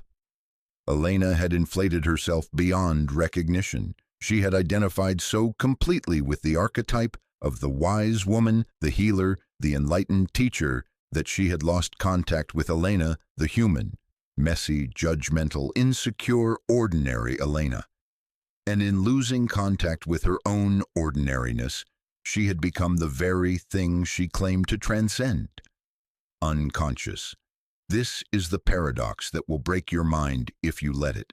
The moment you believe you're more conscious than others, you've become unconscious of your own superiority complex. The moment you think you're more evolved, you've devolved into the most primitive form of ego defense, splitting the world into superior and inferior, awake and asleep, light and dark, with you firmly planted on the good side. Empaths do this with surgical precision. We've turned our sensitivity into a measuring stick for human worth. We've weaponized our feelings. I feel more deeply than you, therefore I am more spiritually advanced than you. I can sense energies you're blind to, therefore I'm operating on a higher frequency. I care about things you ignore, therefore I'm more conscious. Do you see it? Do you see the rot at the center of the apple? Spiritual superiority is the darkest shadow an empath can carry because it masquerades as its opposite. It wears the mask of humility. It speaks the language of compassion. It posts Instagram quotes about unity and oneness while secretly dividing humanity into the awakened and the sleepwalking, with you as the judge determining who belongs in which category. Jung called this Enantiodromia, the principle that everything eventually becomes its opposite. The more you claim to be light, the more shadow you accumulate. The more you perform consciousness, the more unconscious you become. The higher you climb on your spiritual pedestal, the harder you'll eventually fall. And you will fall. That's the guarantee I'm offering you. The snap you're heading toward isn't just emotional exhaustion or boundary violations or people-pleasing burnout. It's this, the collapse of your entire spiritual identity when you finally see that your evolved sensitivity has been covert supremacy all along. Let me take you deeper into Elena's story because her breakdown is your breakthrough waiting to happen. After Marcus's question, Elena didn't sleep for 3 days. She couldn't. Every memory was being rewritten in real time. Every compassionate moment was revealing its shadow twin. That time she held space for a friend's grief, while internally feeling superior for being able to handle emotions the friend couldn't? Judgment disguised as support. That workshop where she talked about meeting people where they are while radiating subtle disappointment at their lack of progress. Condescension wrapped in acceptance. That relationship she ended because her partner was too unconscious to match her frequency. Spiritual bypassing of her own fear of intimacy. She started making a list, a shadow confession. She titled it, "People I've Judged While Claiming to Love Everyone." The list filled 17 pages. Her mother, for watching reality TV and eating processed food. Her sister, for caring about her career more than her chakras. Her ex-husband, for wanting a conventional life. Her students, for not progressing fast enough. The homeless man she passed every day, for not manifesting a better reality. The politicians she despised, for being stuck in lower consciousness. The billionaires, for being soulless. The religious people, for being trapped in dogma. The atheists, for being spiritually dead. On and on and on. A catalog of contempt masquerading as discernment. A lifetime of looking down while claiming to see eye to eye. A spiritual practice built entirely on a foundation of judgment while preaching non-judgment. And the most horrifying realization? She wasn't unique. This wasn't her personal pathology. This was the collective shadow of the entire spiritual community. Walk into any yoga studio, any meditation center, any conscious community gathering, and you'll find it. An invisible hierarchy based on who's more awake. A subtle competition disguised as co-creation. A pervasive sense that we who do this inner work are fundamentally different, better than them who don't. We don't say it out loud, of course. That would violate the rules of spiritual correctness. But we feel it, we radiate it. We organize our entire social lives around it, gravitating toward other conscious people and feeling vaguely uncomfortable around normies who just want to talk about sports and weather and their kids' soccer games. We've created a new caste system and we've placed ourselves at the top, the spiritually sensitive, the empaths, the awakened ones. And we've done it while claiming to believe in equality, oneness, and unconditional love. Jung would have laughed at us. Or wept. Probably both. He spent his entire career warning about this exact trap. He called it inflation because it perfectly describes what happens. You pump yourself full of archetypal energy until you're no longer a human being. In relationship with the sacred, you believe you are the sacred. You're not channeling divine consciousness. You are divine consciousness. You're not doing spiritual work. You are spirituality itself. And here's the mechanism that makes this so insidious. Empaths use victimhood as the vehicle for superiority. Think about it. How many times have you heard or said something like, "I feel too much in a world that feels too little"? That sentence does double duty. On the surface, it's vulnerability, it's admitting struggle, but underneath, it's a claim of superiority. It's saying, I'm special, I'm different, I'm more sensitive, more feeling, more alive than the masses who've numbed themselves to reality. Or this one, I absorb other people's energy because I'm so open and sensitive. Translation, I lack boundaries, but I'm going to frame that as a spiritual gift that makes me more evolved than people who've learned to maintain their sovereignty. Or how about, I can't watch the news or be around negative people. It's too much for my system. Translation, my nervous system dysregulation is actually evidence of my superior spiritual frequency. We've taken every wound, every limitation, every area where we need to grow, and we've reframed it as proof of our advanced consciousness. And then we've looked at people who don't have these same struggles and judged them as less evolved, less sensitive, less conscious. This is what Jung meant when he warned that inflation leads to a regression of consciousness. We think we're ascending to higher states of awareness, but we're actually descending into the most primitive ego defense. I'm good, you're bad. I'm special, you're ordinary. I'm conscious, you're asleep. And the cruelest part? The people we judge most harshly are usually the ones who are actually doing the real work we're avoiding. That unconscious person who goes to their job every day without complaint. They might be practicing more presence than you with your daily meditation. That's really just another form of spiritual achievement hunting. That asleep friend who watches sitcoms to relax. They might have healthier boundaries than you with your compulsive need to heal everyone. That lower frequency relative who focuses on practical matters. They might be more grounded in reality than you with your head in the clouds of spiritual concepts. But we can't see this. We're blinded by our own inflation. We've identified so completely with being conscious that we've become unconscious of our own consciousness process. We're so busy performing awakeness that we're sleepwalking through our actual lives. Elena realized all of this sitting alone on a beach in Costa Rica at 3 a.m., waves crashing in the darkness like applause for a performance that had finally ended. And she felt something she hadn't allowed herself to feel in 15 years of spiritual teaching. Humiliation. The humiliation of ordinariness. The humiliation of being exposed.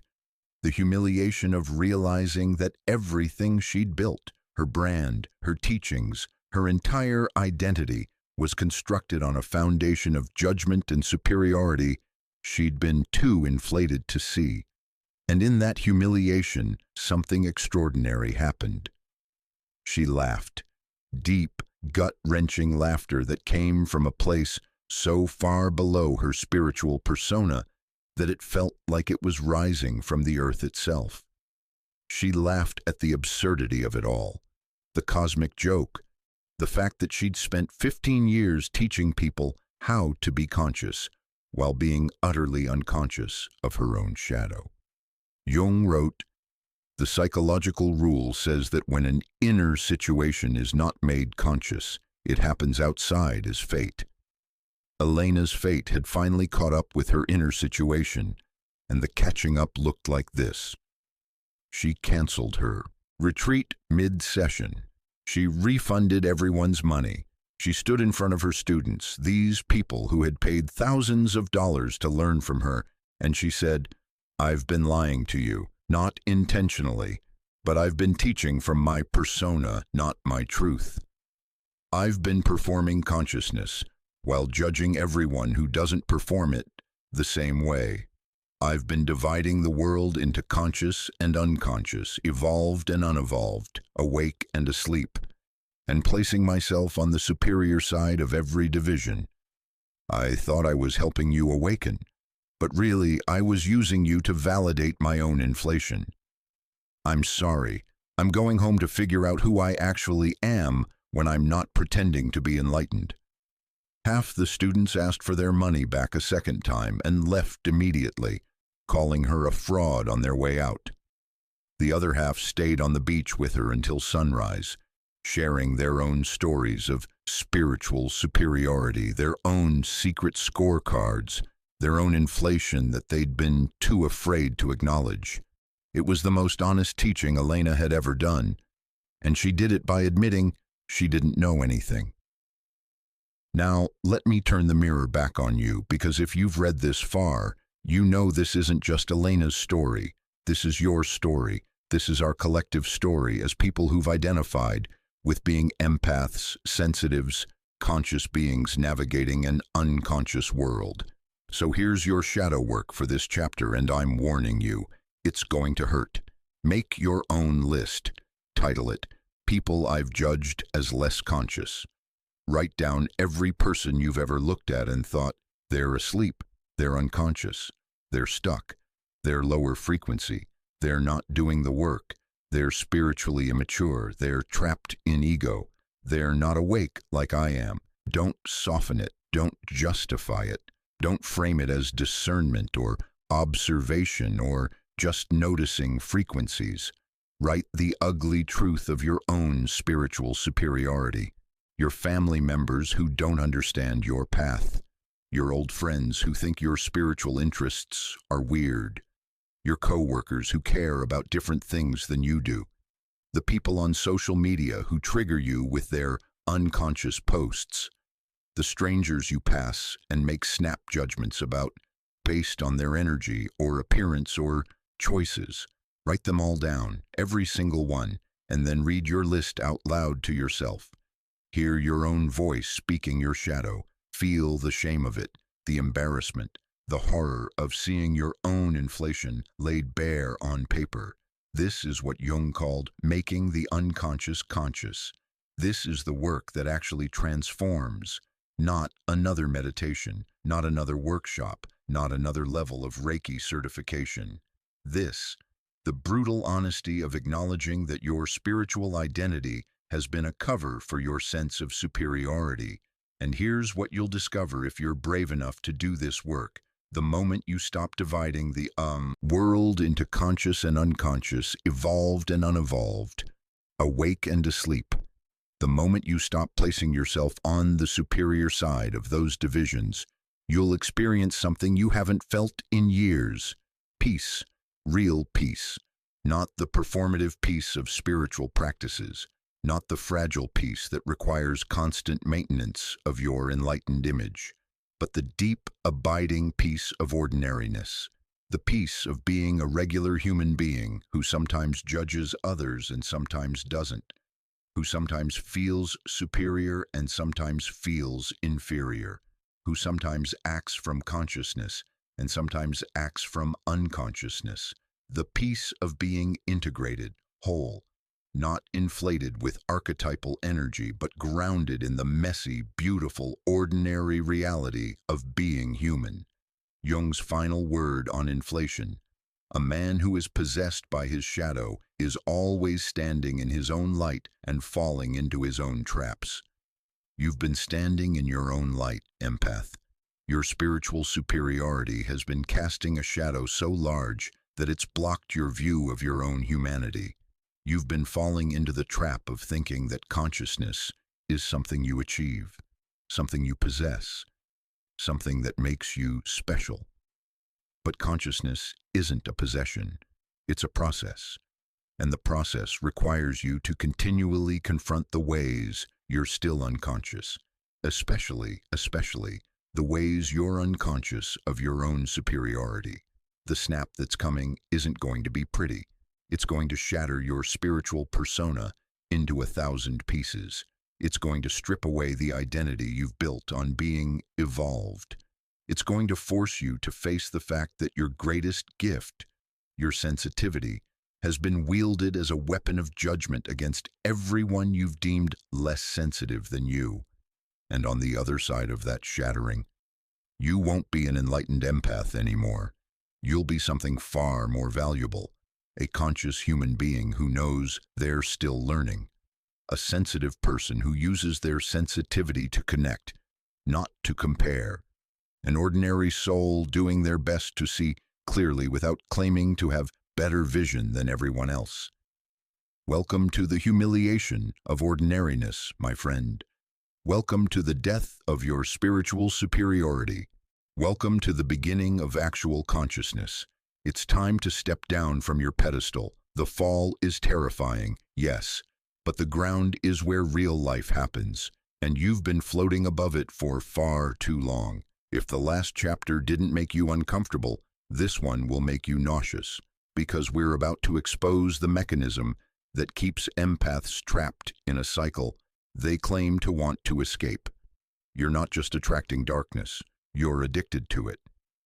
Let me introduce you to Sarah, 34 years old, self-identified empath, survivor of 4 consecutive toxic relationships.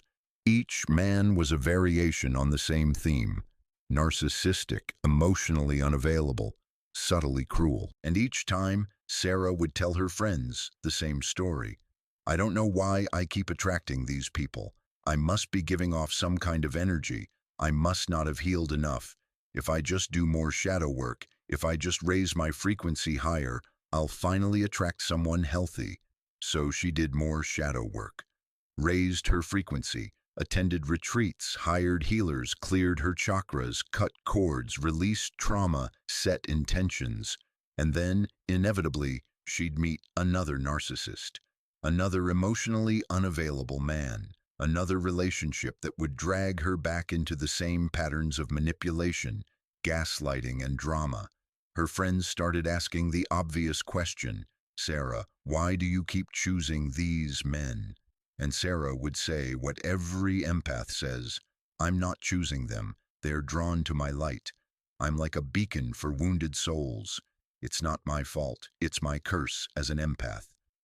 Until her therapist said something that changed everything. "Sarah, what if it's not that they're drawn to your light? What if you're drawn to their darkness? What if you need them to be broken so you can feel whole by comparison?" Sarah left that session and never went back. The truth was too close, too threatening, too destructive to the entire narrative she'd built about herself. But the seed was planted, and over the next 6 months, as she started dating a genuinely healthy man, let's call him David, she watched herself sabotage it in real time. David was kind, David was available, David communicated clearly, David had done his own work and showed up as an integrated adult. And Sarah was bored out of her mind. Where was the drama? Where was the rescue mission? Where was the cycle of rupture and repair that had defined every relationship she'd ever known? David didn't need fixing. David didn't have a dark side for her to illuminate with her empathic light. David was just healthy, stable, present. And Sarah realized with horror that she had no idea how to be in a relationship with someone who didn't need her to save them. This is the addiction, and it's as biochemically real as any substance dependency. Carl Jung wrote about something he called the inferior function, the least developed aspect of your psyche that operates largely in the unconscious. For empaths, the inferior function is often boundaries, self-containment, healthy selfishness. And Jung observed something crucial. The inferior function doesn't just sit quietly in the background. It demands expression. It seeks situations that will force it to emerge, even if those situations are destructive. What does this look like in practice? You unconsciously seek out people whose darkness will justify your lack of boundaries. You're drawn to narcissists not despite their toxicity, but because of it. Their needs are so overwhelming that your lack of self-containment seems like compassion rather than dysfunction. Their cruelty is so obvious that your people-pleasing seems like kindness. Rather than cowardice, they give you a role, a purpose, a reason to exist. Without them, who are you? This is the question that makes empaths physically uncomfortable. Remove the broken people, the toxic relationships, the dramatic situations, and suddenly you're face to face with the emptiness at the center of your identity. You've built your entire sense of self around being needed, being useful, being the one who heals. Take away the wounded and you're not a healer. You're just a person, an ordinary person with no special purpose, no cosmic mission, no proof of your value. The terror is existential. So you stay or you leave and immediately find someone new who needs the same things. You call it attracting darkness. You call it energy matching. You call it karma or soul contracts or clearing ancestral patterns. But really, you're just an addict maintaining your supply. And like all addictions, this one has a biochemical component that makes it nearly impossible to break without understanding the mechanism. When you're in a toxic relationship, your body is flooded with stress hormones, cortisol, adrenaline, that create a state of hypervigilance. You're always scanning for danger, always anticipating the next emotional blow, always walking on eggshells. This state is exhausting, it's damaging, and it's also familiar. For many empaths, this state of hypervigilance was established in childhood. Maybe you had a parent with unpredictable moods. Maybe you learned to read energy before you learned to read words. Maybe your survival depended on anticipating others' needs before they became demands. Whatever the origin, your nervous system got wired for chaos. And now, as an adult, calm feels dangerous. Peace feels like the eye of a storm. Stability feels like a trap. So when you meet a narcissist, a toxic person, an emotionally volatile partner, your nervous system recognizes them instantly, not as threats to avoid, but as the familiar territory where you know how to operate. The chaos they bring doesn't scare you. It soothes you. It confirms your worldview. It activates the survival strategies that made you feel powerful as a child when you were actually powerless. And then there's the dopamine. Every time the narcissist shifts from cruel to kind, every time they apologize after an outburst, every time they love bomb you after withdrawing, your brain releases dopamine, the neurotransmitter of reward, of pleasure, of I was right to stay, see, they do love me. This is intermittent reinforcement, and it's the most powerful form of behavioral conditioning known to psychology. It's why gambling is addictive. It's why slot machines are designed the way they are. And it's why you can't leave a toxic relationship, even when every rational part of your brain is screaming at you to run. You're not weak. You're not broken. You're addicted.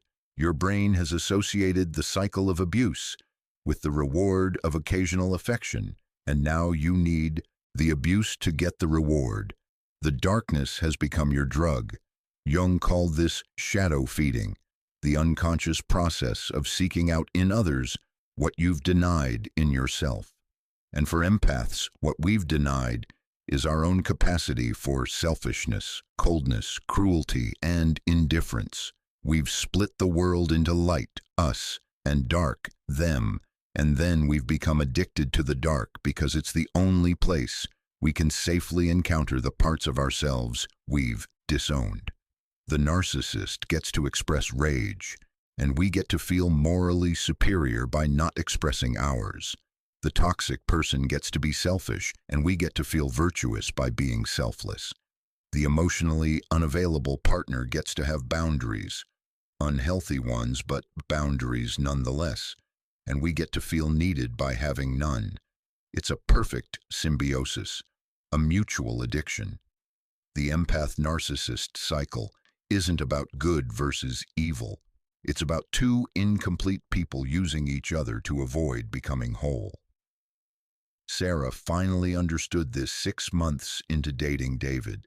They were having dinner, a normal, pleasant, uneventful dinner, and she realized she was fantasizing about picking a fight. Not because David had done anything wrong, but because she missed the intensity. She missed the drama. She missed the feeling of being needed to soothe someone's rage or illuminate someone's darkness. She excused herself to the bathroom and cried, not because she was sad, but because she was facing the addiction head-on for the first time. She was watching herself crave the very thing that had destroyed her over and over again. And she couldn't lie to herself anymore about why she kept ending up in toxic relationships. She was the common denominator. She was the one seeking them out, not consciously, not deliberately, but with the inexorable pull of an addict toward their substance of choice.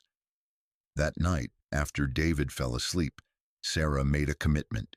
She called it her drama detox.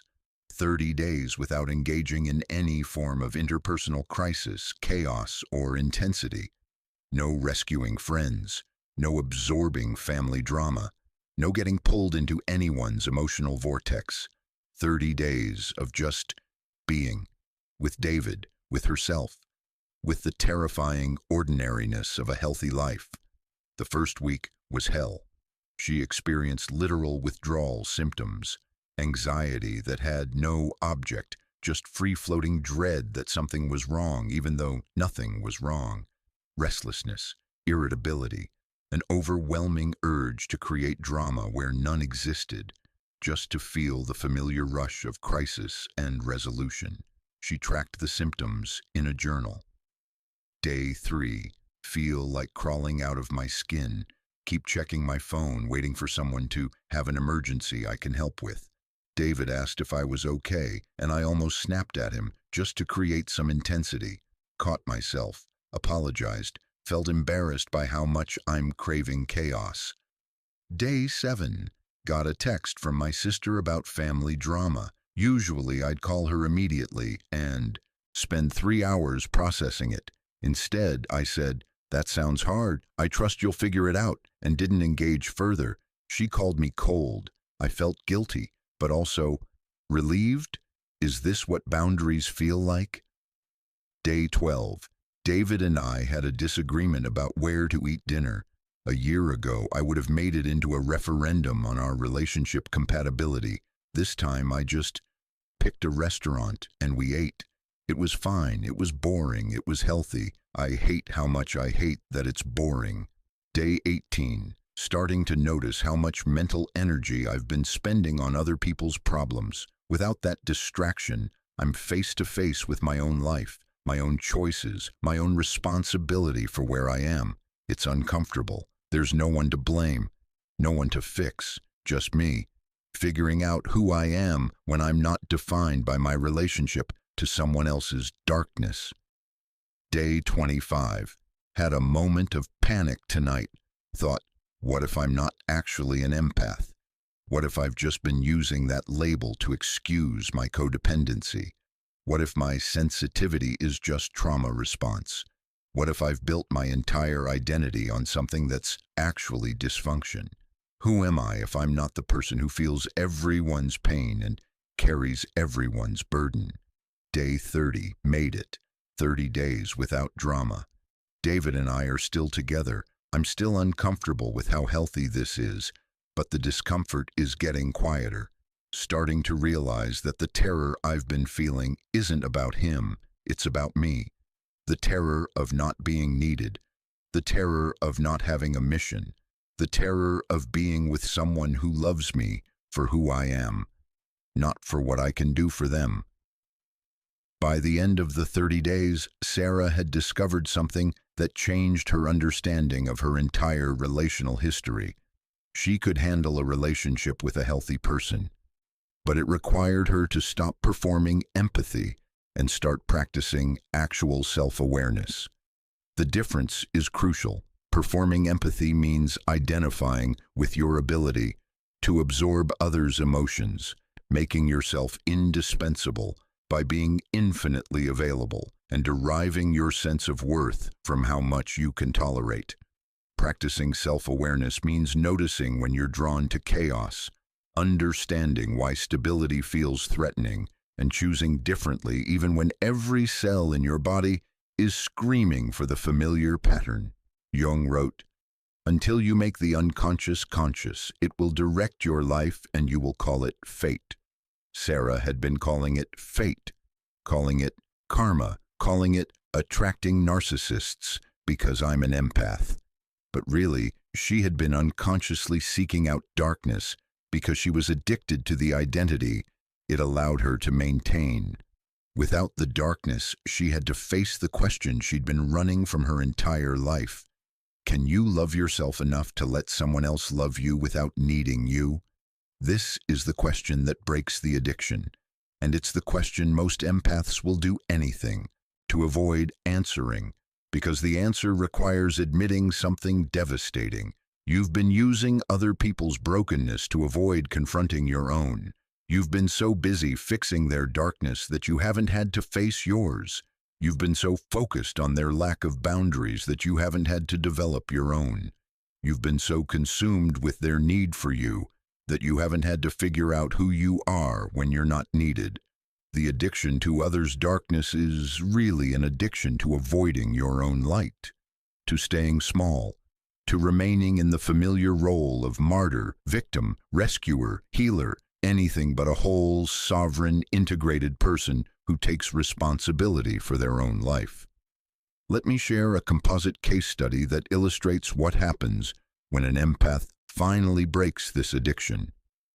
Meet Jennifer, 41 years old, divorced twice, multiple failed friendships with energy vampires, spent 20 years in helping professions, first as a nurse, then as a life coach, then as a Reiki practitioner. Every role defined by giving to others. Every relationship defined by being needed.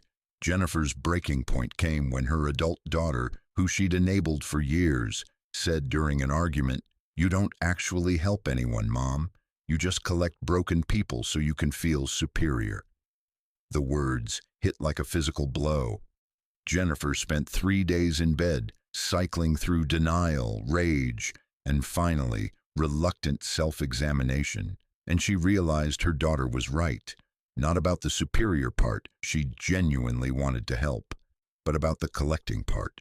She had organized her entire life around finding people who needed her, and then resenting them for needing her, and then feeling lost when they didn't need her anymore. She was addicted to being needed, and the addiction was destroying her. So Jennifer did something radical. She took a 6-month sabbatical from all helping. No coaching clients, no energy work, no emotional labor for friends or family. She told everyone in her life, "I'm not available to process your problems right now. I'm working on my own." The responses were illuminating. Some people disappeared immediately. They'd only been in relationship with what she could do for them. Some people got angry. How dare she prioritize herself? Some people respected the boundary and the friendship deepened.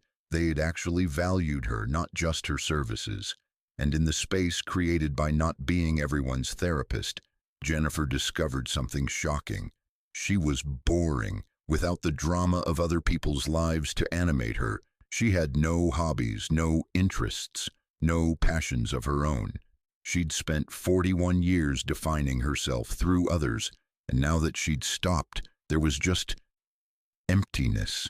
The emptiness terrified her. She wanted to rush back into helping, back into the familiar role that made her feel valuable, but she forced herself to sit with it, to feel the discomfort of having nothing to do, no one to save, no purpose beyond existing. And slowly, something emerged from the emptiness. Not a new role, not a new mission, but genuine curiosity about who she was when she wasn't performing. She started painting, badly, awkwardly, without any goal of helping anyone or healing anything. She started taking long walks without her phone, without the constant availability that had defined her for decades.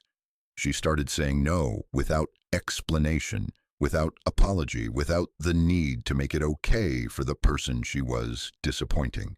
She started for the first time in her life to just be. 6 months later, she returned to coaching, but it was different. She wasn't collecting clients to validate her worth. She wasn't taking on everyone who asked for help. She was selective, boundaried, clear about what she could offer and what she couldn't. And when clients stopped working with her, when they healed or found another practitioner or just moved on, she felt happy for them instead of abandoned by them. She had broken the addiction, not by white-knuckling her way through withdrawal, but by facing the underlying wound that made her crave darkness in the first place.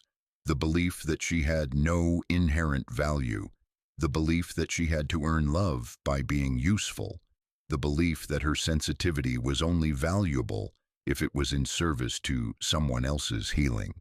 Jung would call this the integration of the inferior function. Jennifer had finally developed what she'd been lacking her entire life, a sense of self that existed independent of others' needs. Not selfishness, not coldness, but sovereignty. Now let me ask you the question Sarah and Jennifer both had to face. Can you handle a relationship with a healthy person? Can you exist in an environment where there's no crisis to manage, no darkness to illuminate, no drama to navigate? Be honest. Not performatively honest, actually honest. When you imagine yourself in a relationship with someone who's done their work, who has boundaries, who doesn't need you to save them, do you feel excited? Or do you feel a subtle panic, a creeping boredom, a sense that something's missing? When you imagine your life without the toxic people you complain about, No family drama, no friend crises, no narcissists to heal. Do you feel relieved? Or do you feel empty, purposeless, unsure of who you'd be without that familiar struggle? These questions aren't meant to shame you. They're meant to illuminate the addiction. Because until you see it, until you acknowledge that you've been using others' darkness as a drug to avoid your own inner work, you'll keep recreating the same patterns and calling it fate. The path forward requires something brutal, a complete withdrawal from the drama supply. And like all withdrawals, it's going to hurt. You're going to feel anxious, restless, purposeless. You're going to want to relapse, to call that toxic ex, to get pulled into that family conflict, to rescue that friend who doesn't want to be rescued. You're going to miss the intensity, even as you know intellectually that it was destroying you. But if you can sit with the discomfort, if you can tolerate the emptiness long enough for something real to emerge, you'll discover what's been waiting underneath the addiction all along. Your actual self.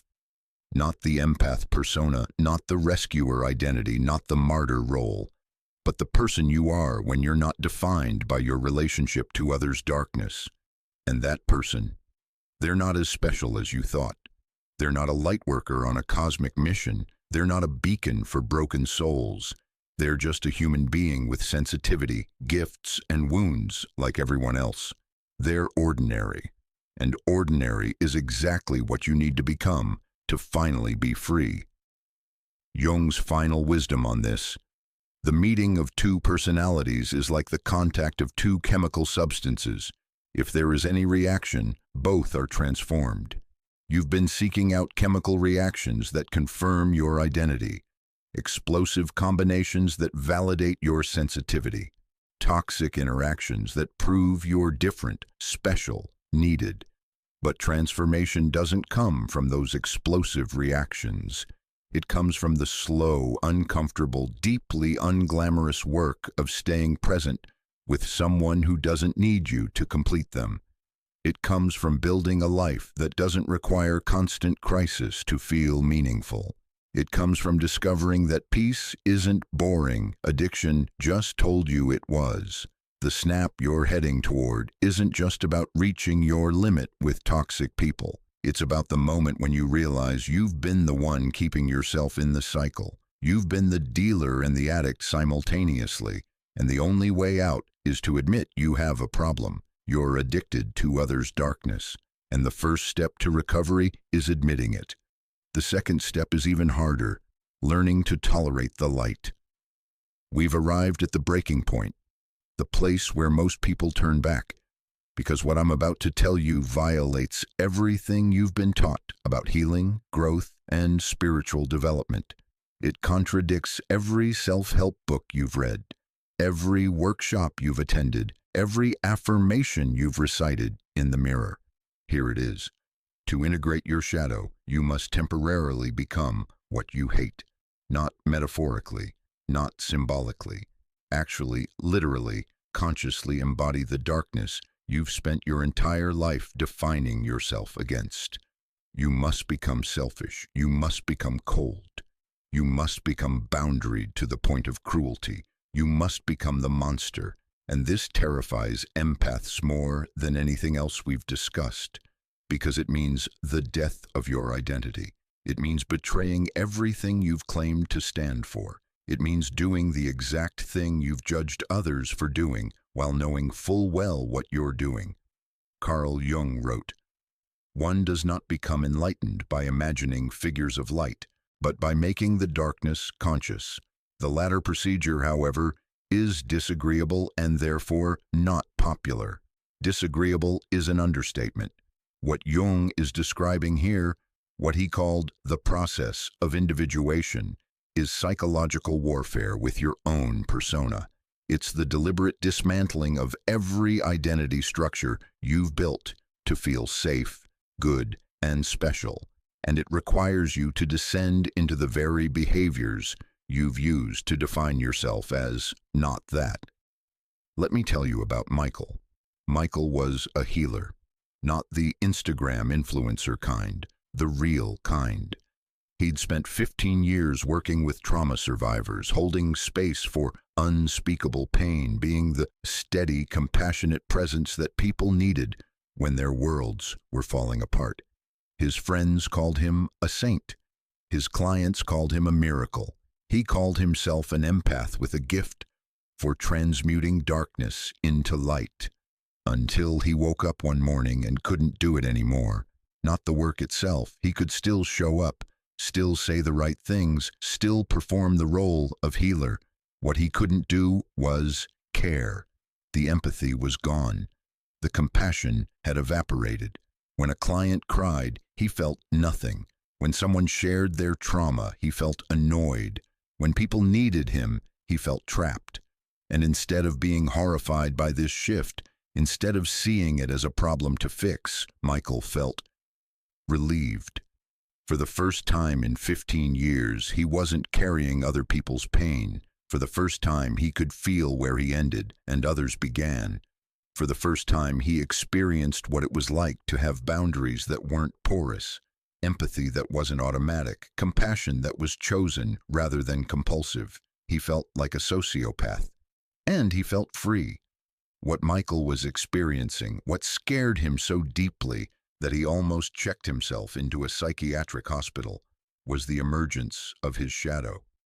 Not the shadow he thought he had, secret judgments, hidden resentments, but the shadow he'd most deeply repressed, the capacity for healthy selfishness, for emotional detachment, for prioritizing his own needs without apologizing, for being, as he put it, a normal person who doesn't feel responsible for everyone's emotional state.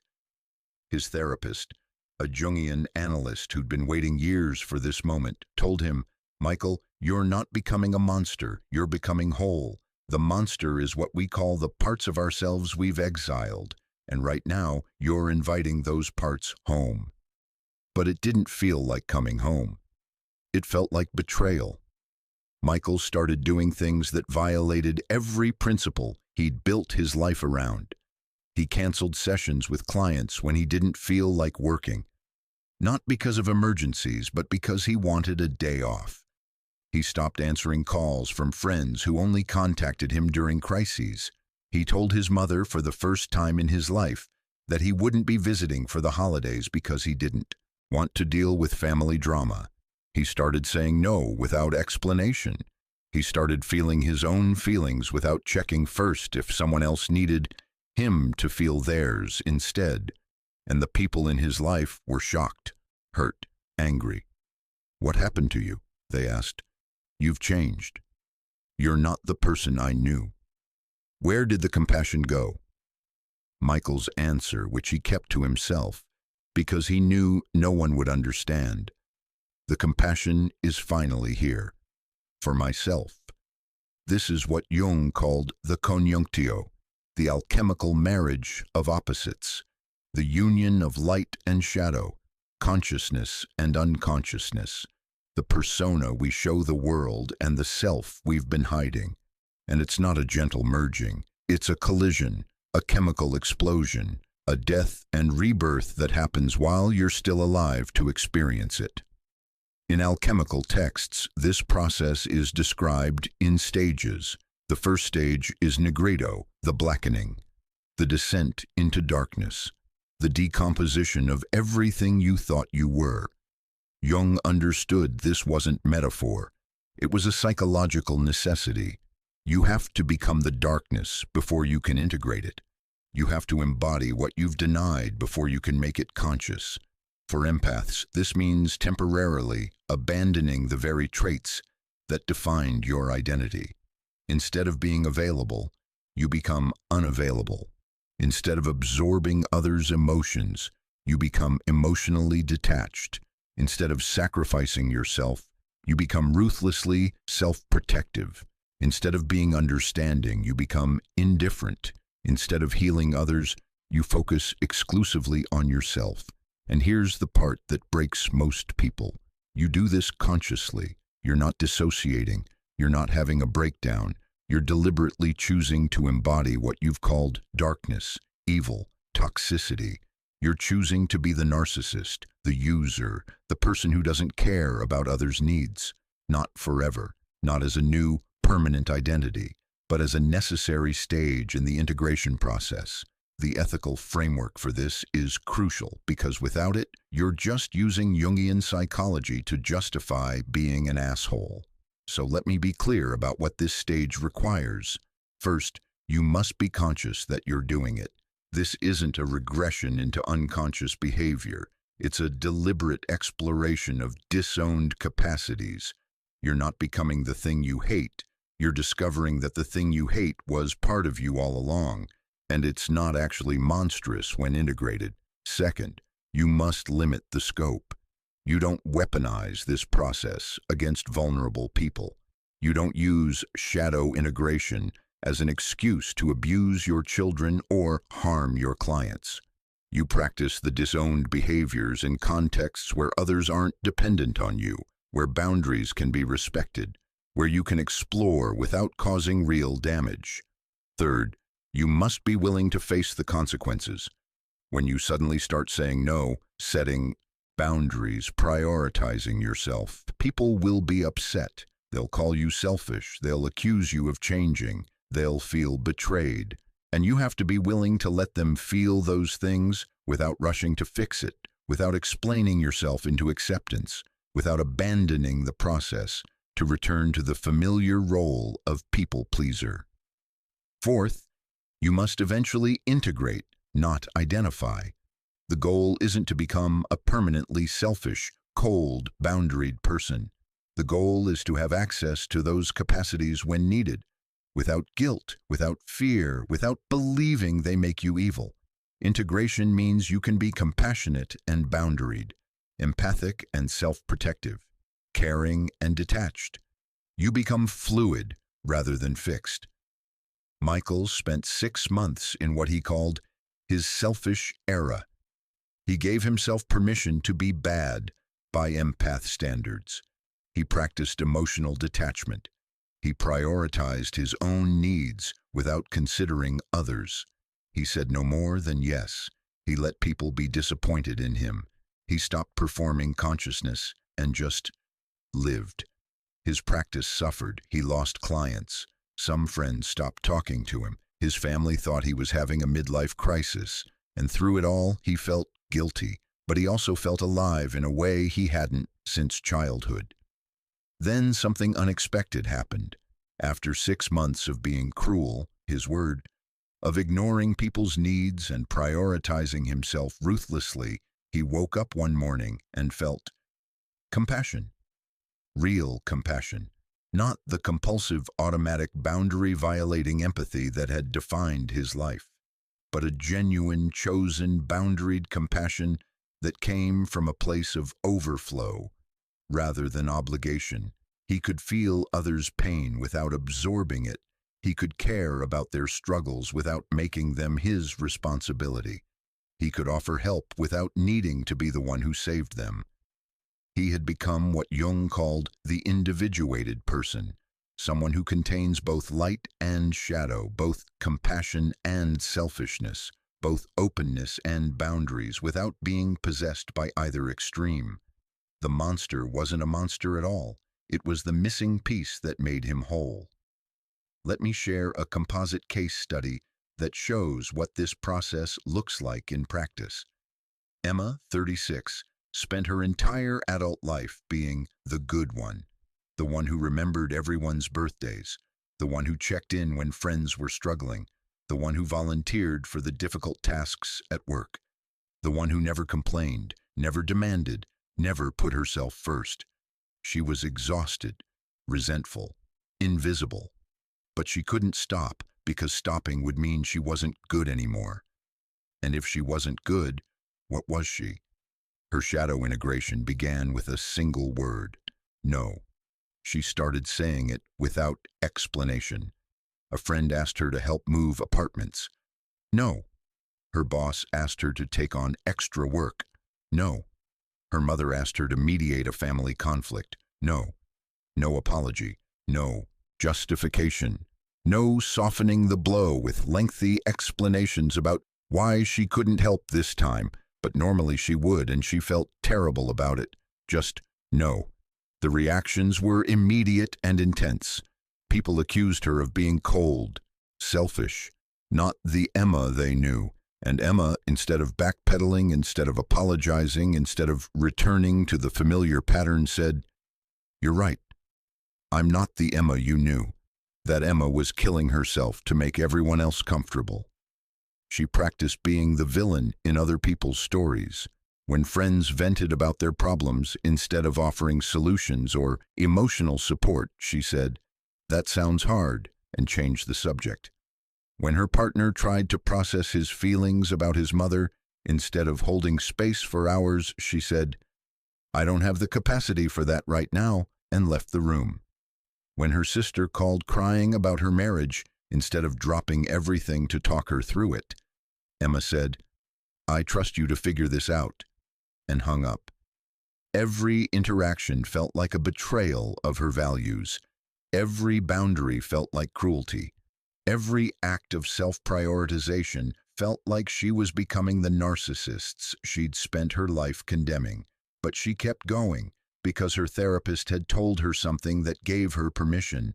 "Emma, you've spent 36 years being selfless. You could spend 6 months being selfish and still not balance the scales. Give yourself permission to overcorrect. You can always pull back if you go too far, but you've never even tried to go there." So Emma went there. For 6 months, she was what she would have called the monster. She was unavailable. She was focused on her own needs. She didn't care if people thought she was cold or selfish or mean. She practiced feeling her own feelings without immediately checking if anyone else needed her to feel something different. And something extraordinary happened. She discovered that what she'd called darkness wasn't darkness at all. It was just self-possession, the ability to exist in her own right, for her own sake, without constantly performing for others' approval or comfort. The boundaries she'd thought were cruel were actually healthy. The detachment she'd thought was cold was actually necessary. The selfishness she'd thought was monstrous was actually how normal people lived. They just didn't call it selfishness. They called it self-care. By the end of 6 months, Emma had lost some relationships. The ones that only worked when she was self-sacrificing. But the ones that remained had deepened. Because for the first time, people were relating to her, not to the service she provided. For the first time, she was showing up as a whole person, not a function. And the most shocking discovery, she was more compassionate than ever. Not the compulsive pseudo-compassion of the martyr, but the genuine compassion of someone who takes care of herself first, so she has something real to offer others. She could help people without resenting them. She could be generous without depleting herself. She could care without caring too much. She had integrated the monster, and in doing so, she'd become human. This is what Jung meant when he described the process of individuation. It's not about becoming a better version of your persona. It's about shattering the persona entirely and discovering that underneath it, you're not the saint or the monster. You're both and neither, and something far more complex than any identity can contain. The stages he outlined in his work mirror the alchemical process: nigredo, blackening, the descent into shadow, the deliberate embodiment of what you've denied. For empaths, this means becoming selfish, boundaried, cold, detached, everything you've defined yourself against. Albedo, whitening, the purification, the emergence of genuine qualities from beneath the persona. This is when you discover that your compassion is still there, but it's no longer compulsive. Your sensitivity is still present, but it's no longer a burden. Rubedo, reddening, the integration, the marriage of opposites.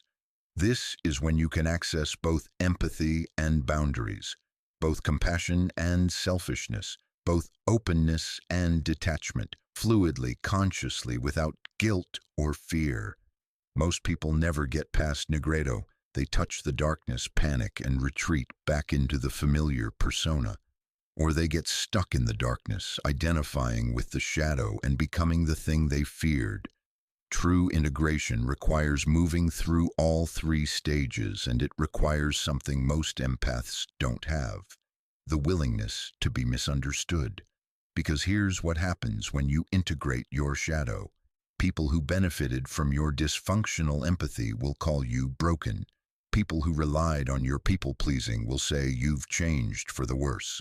People who needed you to be smaller will accuse you of becoming selfish, and you have to be okay with that. You have to be willing to be the monster in their story, so you can be whole in yours. Jung wrote, "The privilege of a lifetime is to become who you truly are." But he didn't mention the cost. Becoming who you truly are means killing who you pretended to be. And that death, the death of the empath persona, the death of the good person identity, the death of the evolved soul mythology, is experienced by your psyche as an actual death. You'll grieve. You'll resist. You'll want to resurrect the old identity, even though you know it was killing you. Because at least the old identity was familiar. At least people knew how to relate to you. At least you knew who you were, even if who you were was fundamentally dishonest. The integrated person, the person who has faced their shadow and survived, is disorienting to be around. They're compassionate but not controllable. They care but not compulsively.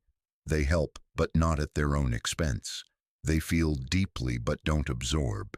They're present but not possessed by others' emotions. They're what empaths claim to be but rarely are. Actually evolved. Not performing evolution, not inflated with spiritual superiority, but genuinely integrated. Ordinary in the most extraordinary way. Michael, after his 6 months of cruelty, returned to his healing practice. But he was different. He could sit with a client's pain without taking it on. He could witness suffering without feeling responsible for fixing it. He could be fully present without losing himself in the presence. One of his clients, someone who'd been seeing him for years, said, "You're different. You're not as soft as you used to be, but somehow I feel safer with you now." Michael smiled, because he understood what she meant. The old Michael had been soft in a way that was actually unstable. Too porous, too available, too consumed with being the perfect healer. The new Michael had edges, boundaries, a capacity for detachment that made his compassion feel more real, not less. He'd become the monster, and in becoming the monster, he'd discovered it was never monstrous. It was just the missing half that made him whole. This is where you're headed, empath. Whether you choose it consciously or it happens to you unconsciously, through the snap we've been building toward. You're going to have to become what you hate. You're going to have to embody the darkness. You're going to have to be selfish, cold, boundaried, cruel by your old standards. And on the other side of that terrifying descent, you'll discover what Jung promised: wholeness, not the inflated spiritual wholeness of the persona, but the humble human wholeness of someone who knows they contain multitudes, light and shadow, good and bad, evolved and primitive, and no longer needs to exile any part of themselves to feel acceptable. The question is, are you willing to be the monster temporarily so you can be human permanently? Or will you cling to the persona of the good empath, the evolved soul, the compassionate being, even as it slowly suffocates the life out of you? The choice is coming. The snap is near. And when it arrives, you'll either consciously descend into your shadow and integrate it, or you'll unconsciously explode and project it onto everyone around you. Jung's final warning: if you do not bring forth what is within you, what you do not bring forth will destroy you. You have a monster inside you, empath. A beautiful, necessary, life-affirming monster made of all the qualities you've denied: selfishness, coldness, rage, indifference, cruelty, detachment. It's time to bring it forth, before it destroys you from within. Welcome to the Negredo. Welcome to the blackening. Welcome to the death of who you thought you were and the terrifying birth of who you actually are. The monster is waiting, and it has something to teach you about what it means to be whole. We need to zoom out now, because what's happening to you, this slow building pressure toward a catastrophic snap, isn't just personal pathology. It's not individual dysfunction. You're not broken. You're carrying something much larger than yourself, something that belongs to all of us.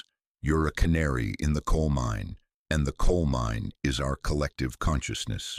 Carl Jung spent the latter part of his career focused on something he called the collective unconscious, a shared psychological substrate that exists beneath individual consciousness, containing the accumulated patterns, traumas, and suppressed contents of human experience across generations and cultures.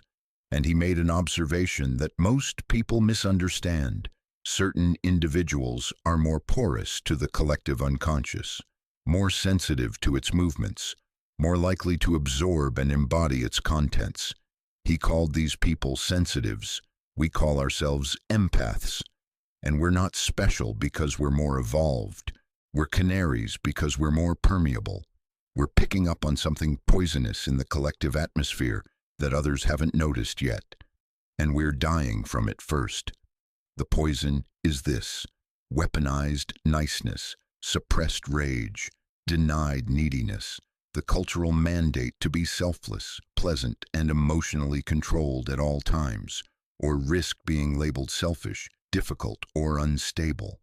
This isn't a new poison. It's been building for generations, but it's reached a concentration in modern culture, particularly in Western culture, particularly in spiritual and progressive communities, that's become literally unbearable for sensitive people. We're absorbing it, we're embodying it, and we're starting to snap under the weight of it.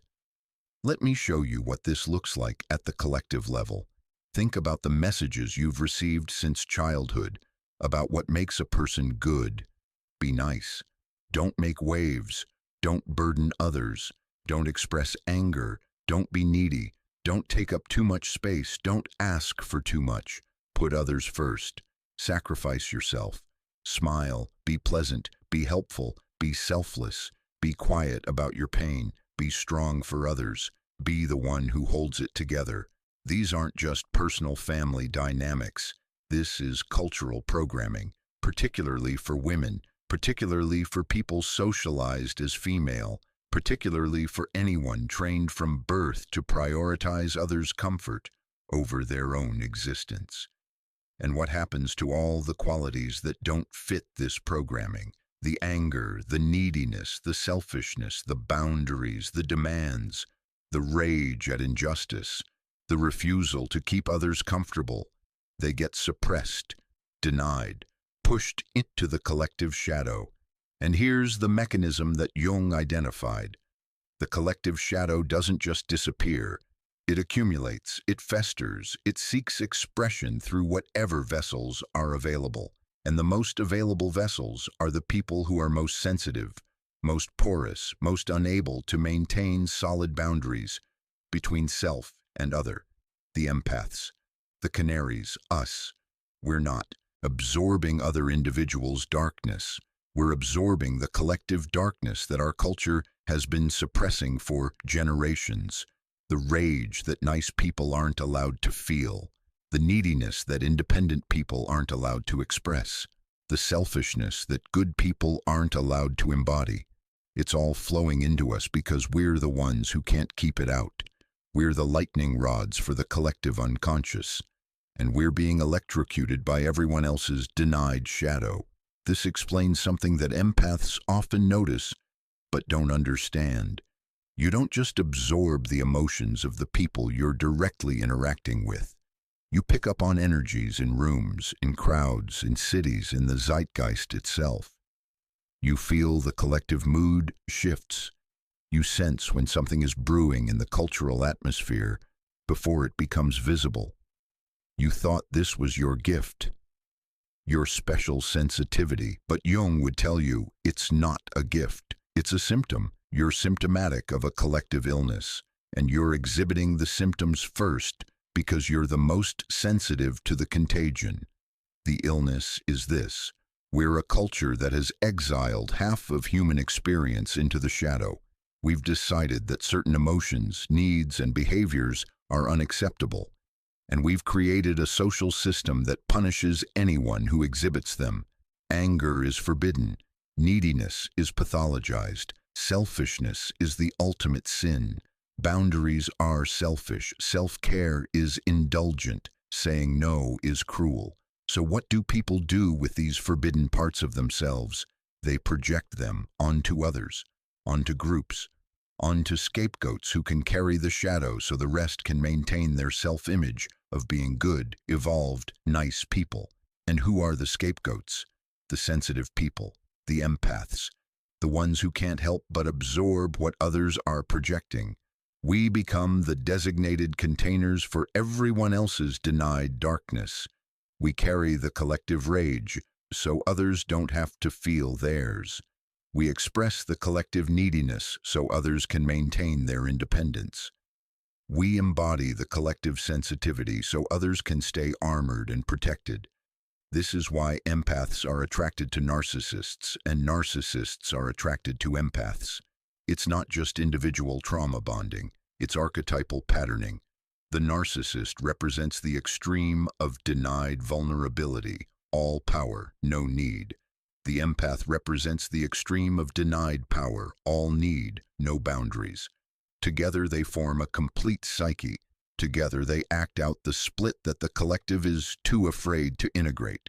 Jung wrote, "The collective unconscious contains the whole spiritual heritage of mankind's evolution, born anew in the brain structure of every individual." What he meant is this: you're not just carrying your own trauma, you're carrying humanity's trauma, the trauma of being told to smile when you want to scream, the trauma of being punished for having needs, the trauma of learning that your value lies in how much you sacrifice, not in who you actually are. And this trauma is ancient. It predates capitalism, predates Christianity, predates written history, but modern culture has refined it to a razor's edge. We've created systems, social, economic, spiritual, that require certain people to carry the shadow so the system can function. Healthcare workers who absorb everyone's suffering while being told they're heroes, as if heroism justifies exploitation. Teachers who give endlessly while being systematically devalued. Mothers who sacrifice themselves completely while being told motherhood is the highest calling. Spiritual seekers who process everyone's darkness while being praised for their consciousness. We've turned shadow carrying into a virtue, and we've convinced the carriers that this is their purpose, their gift, their calling. We've told empaths, "You're special. You're here to heal the world. You're sensitive for a reason." And empaths have believed it because it gave suffering a meaning. It transformed victimhood into purpose. It made the unbearable weight feel like a sacred mission. But Jung would tell you, it's not sacred, it's scapegoating. You're being used to maintain a collective lie that it's possible to be human while suppressing half of what makes us human. That we can have light without shadow, good without bad, consciousness without unconsciousness. And the cost of maintaining this lie? You, your health, your sanity, your life force. You're the sacrifice that keeps the system running. This is the transpersonal dimension of your impending snap. It's not just that you personally have overextended. It's that you've been conscripted into carrying more than any individual should carry. You've been made responsible for holding the emotional and spiritual balance of your family, your community, your culture. And that's not a role any human can sustain. Let me show you how this pattern plays out across history, because empathic figures who snap under the weight of the collective shadow isn't new. It's archetypal. Consider Gandhi, revered as a figure of nonviolence, compassion, and moral authority. But his shadow? profound cruelty toward his wife and children, sexual experiments with young women that violated every boundary, a rigidity about his spiritual practices that bordered on tyranny. The man who preached ahimsa, non-violence, was deeply violent toward those closest to him. He carried the collective shadow of an entire independence movement, and he projected his own unacknowledged darkness onto his intimate relationships. Or Mother Teresa, the saint of Calcutta, the embodiment of Christian charity, but as documented extensively after her death, she ran institutions that withheld pain medication from the dying because suffering was beautiful and brought people closer to Christ. She hoarded donations while people under her care lived in squalor. She had deep doubts about her faith that she never publicly acknowledged while expecting absolute faith from others. She carried the collective shadow of Catholic charity, and she expressed her unintegrated darkness through spiritual bypassing disguised as virtue. Or Buddha. Before his enlightenment, Siddhartha abandoned his wife and newborn child to pursue awakening. He didn't ask permission. He didn't co-create a plan. He just left in the middle of the night. The same man who taught about ending suffering created profound suffering for the people who loved him. He carried the collective shadow of spiritual seeking, and he enacted his unacknowledged selfishness in service of transcendence. I'm not saying these figures were frauds. I'm saying they were human, and like all humans who inflate themselves with archetypal energy, who identify with being the healer, the saint, the awakened one, they developed massive blind spots. Their shadows grew proportional to their light, and the people closest to them paid the price. This is the pattern. This is what happens when someone becomes the designated carrier of collective light. The darkness doesn't go away. It just gets projected onto the private realm, the intimate relationships, the places where the public can't see. And this is exactly what's going to happen to you if you don't integrate. Your snap won't be a public spectacle, though for some it will be. It will be the private devastation of the people who love you, trust you, depend on you, the ones who've been absorbing your shadow while you've been absorbing everyone else's. The collective wound that you're carrying, this mandate to be selfless, nice, emotionally controlled, is killing you. And the only way to stop it from killing you is to refuse to carry it anymore. But here's the terrifying part. Refusing to carry the collective shadow makes you dangerous to the system that depends on you carrying it. When empaths stop absorbing others' darkness, suddenly everyone has to feel their own feelings. When empaths stop being endlessly available, suddenly people have to develop their own resources. When empaths stop performing niceness, suddenly the collective has to confront how much of our social cohesion depends on certain people sacrificing themselves. This is why integrated empaths are so threatening. They expose the system. They reveal that empathy, as it's currently practiced in most spiritual and progressive communities, isn't consciousness, it's codependency that we've elevated to a virtue. They show that the conscious community is often just a new form of the same old pattern, designated carriers absorbing shadow so everyone else can feel enlightened. Jung observed this in his own community. The early psychoanalytic movement was full of people who'd done the work, who'd analyzed their dreams, who'd integrated their shadows, except they hadn't. They'd created a new persona, the analyzed person, and they were projecting their shadows onto the unanalyzed masses. Same pattern, different costume. The same thing is happening in spiritual and empath communities today. We've created a new hierarchy where being conscious is the highest value, and we've appointed empaths as the priests of this new religion. You're supposed to hold space, transmute energy, raise the frequency, and never ever acknowledge that you might be unconsciously acting out the exact same dynamics you claim to have transcended. But what happens when empaths wake up to this? What happens when we realize we've been used? What changes in the collective when we stop participating in our own exploitation? This is the collective transformation that your personal snap is preparing, because you're not just one person reaching their limit. You're a symptom of a system reaching its limit. And when enough canaries die, the miners have to evacuate the mine. Your breakdown is a potential breakthrough for the collective. Your snap is the alarm bell. Your refusal to continue carrying what isn't yours is an act of rebellion against a system that depends on your martyrdom. But the system doesn't want you to rebel. The system wants you to think this is just your personal issue, your sensitivity problem, your lack of boundaries, your need for better self-care.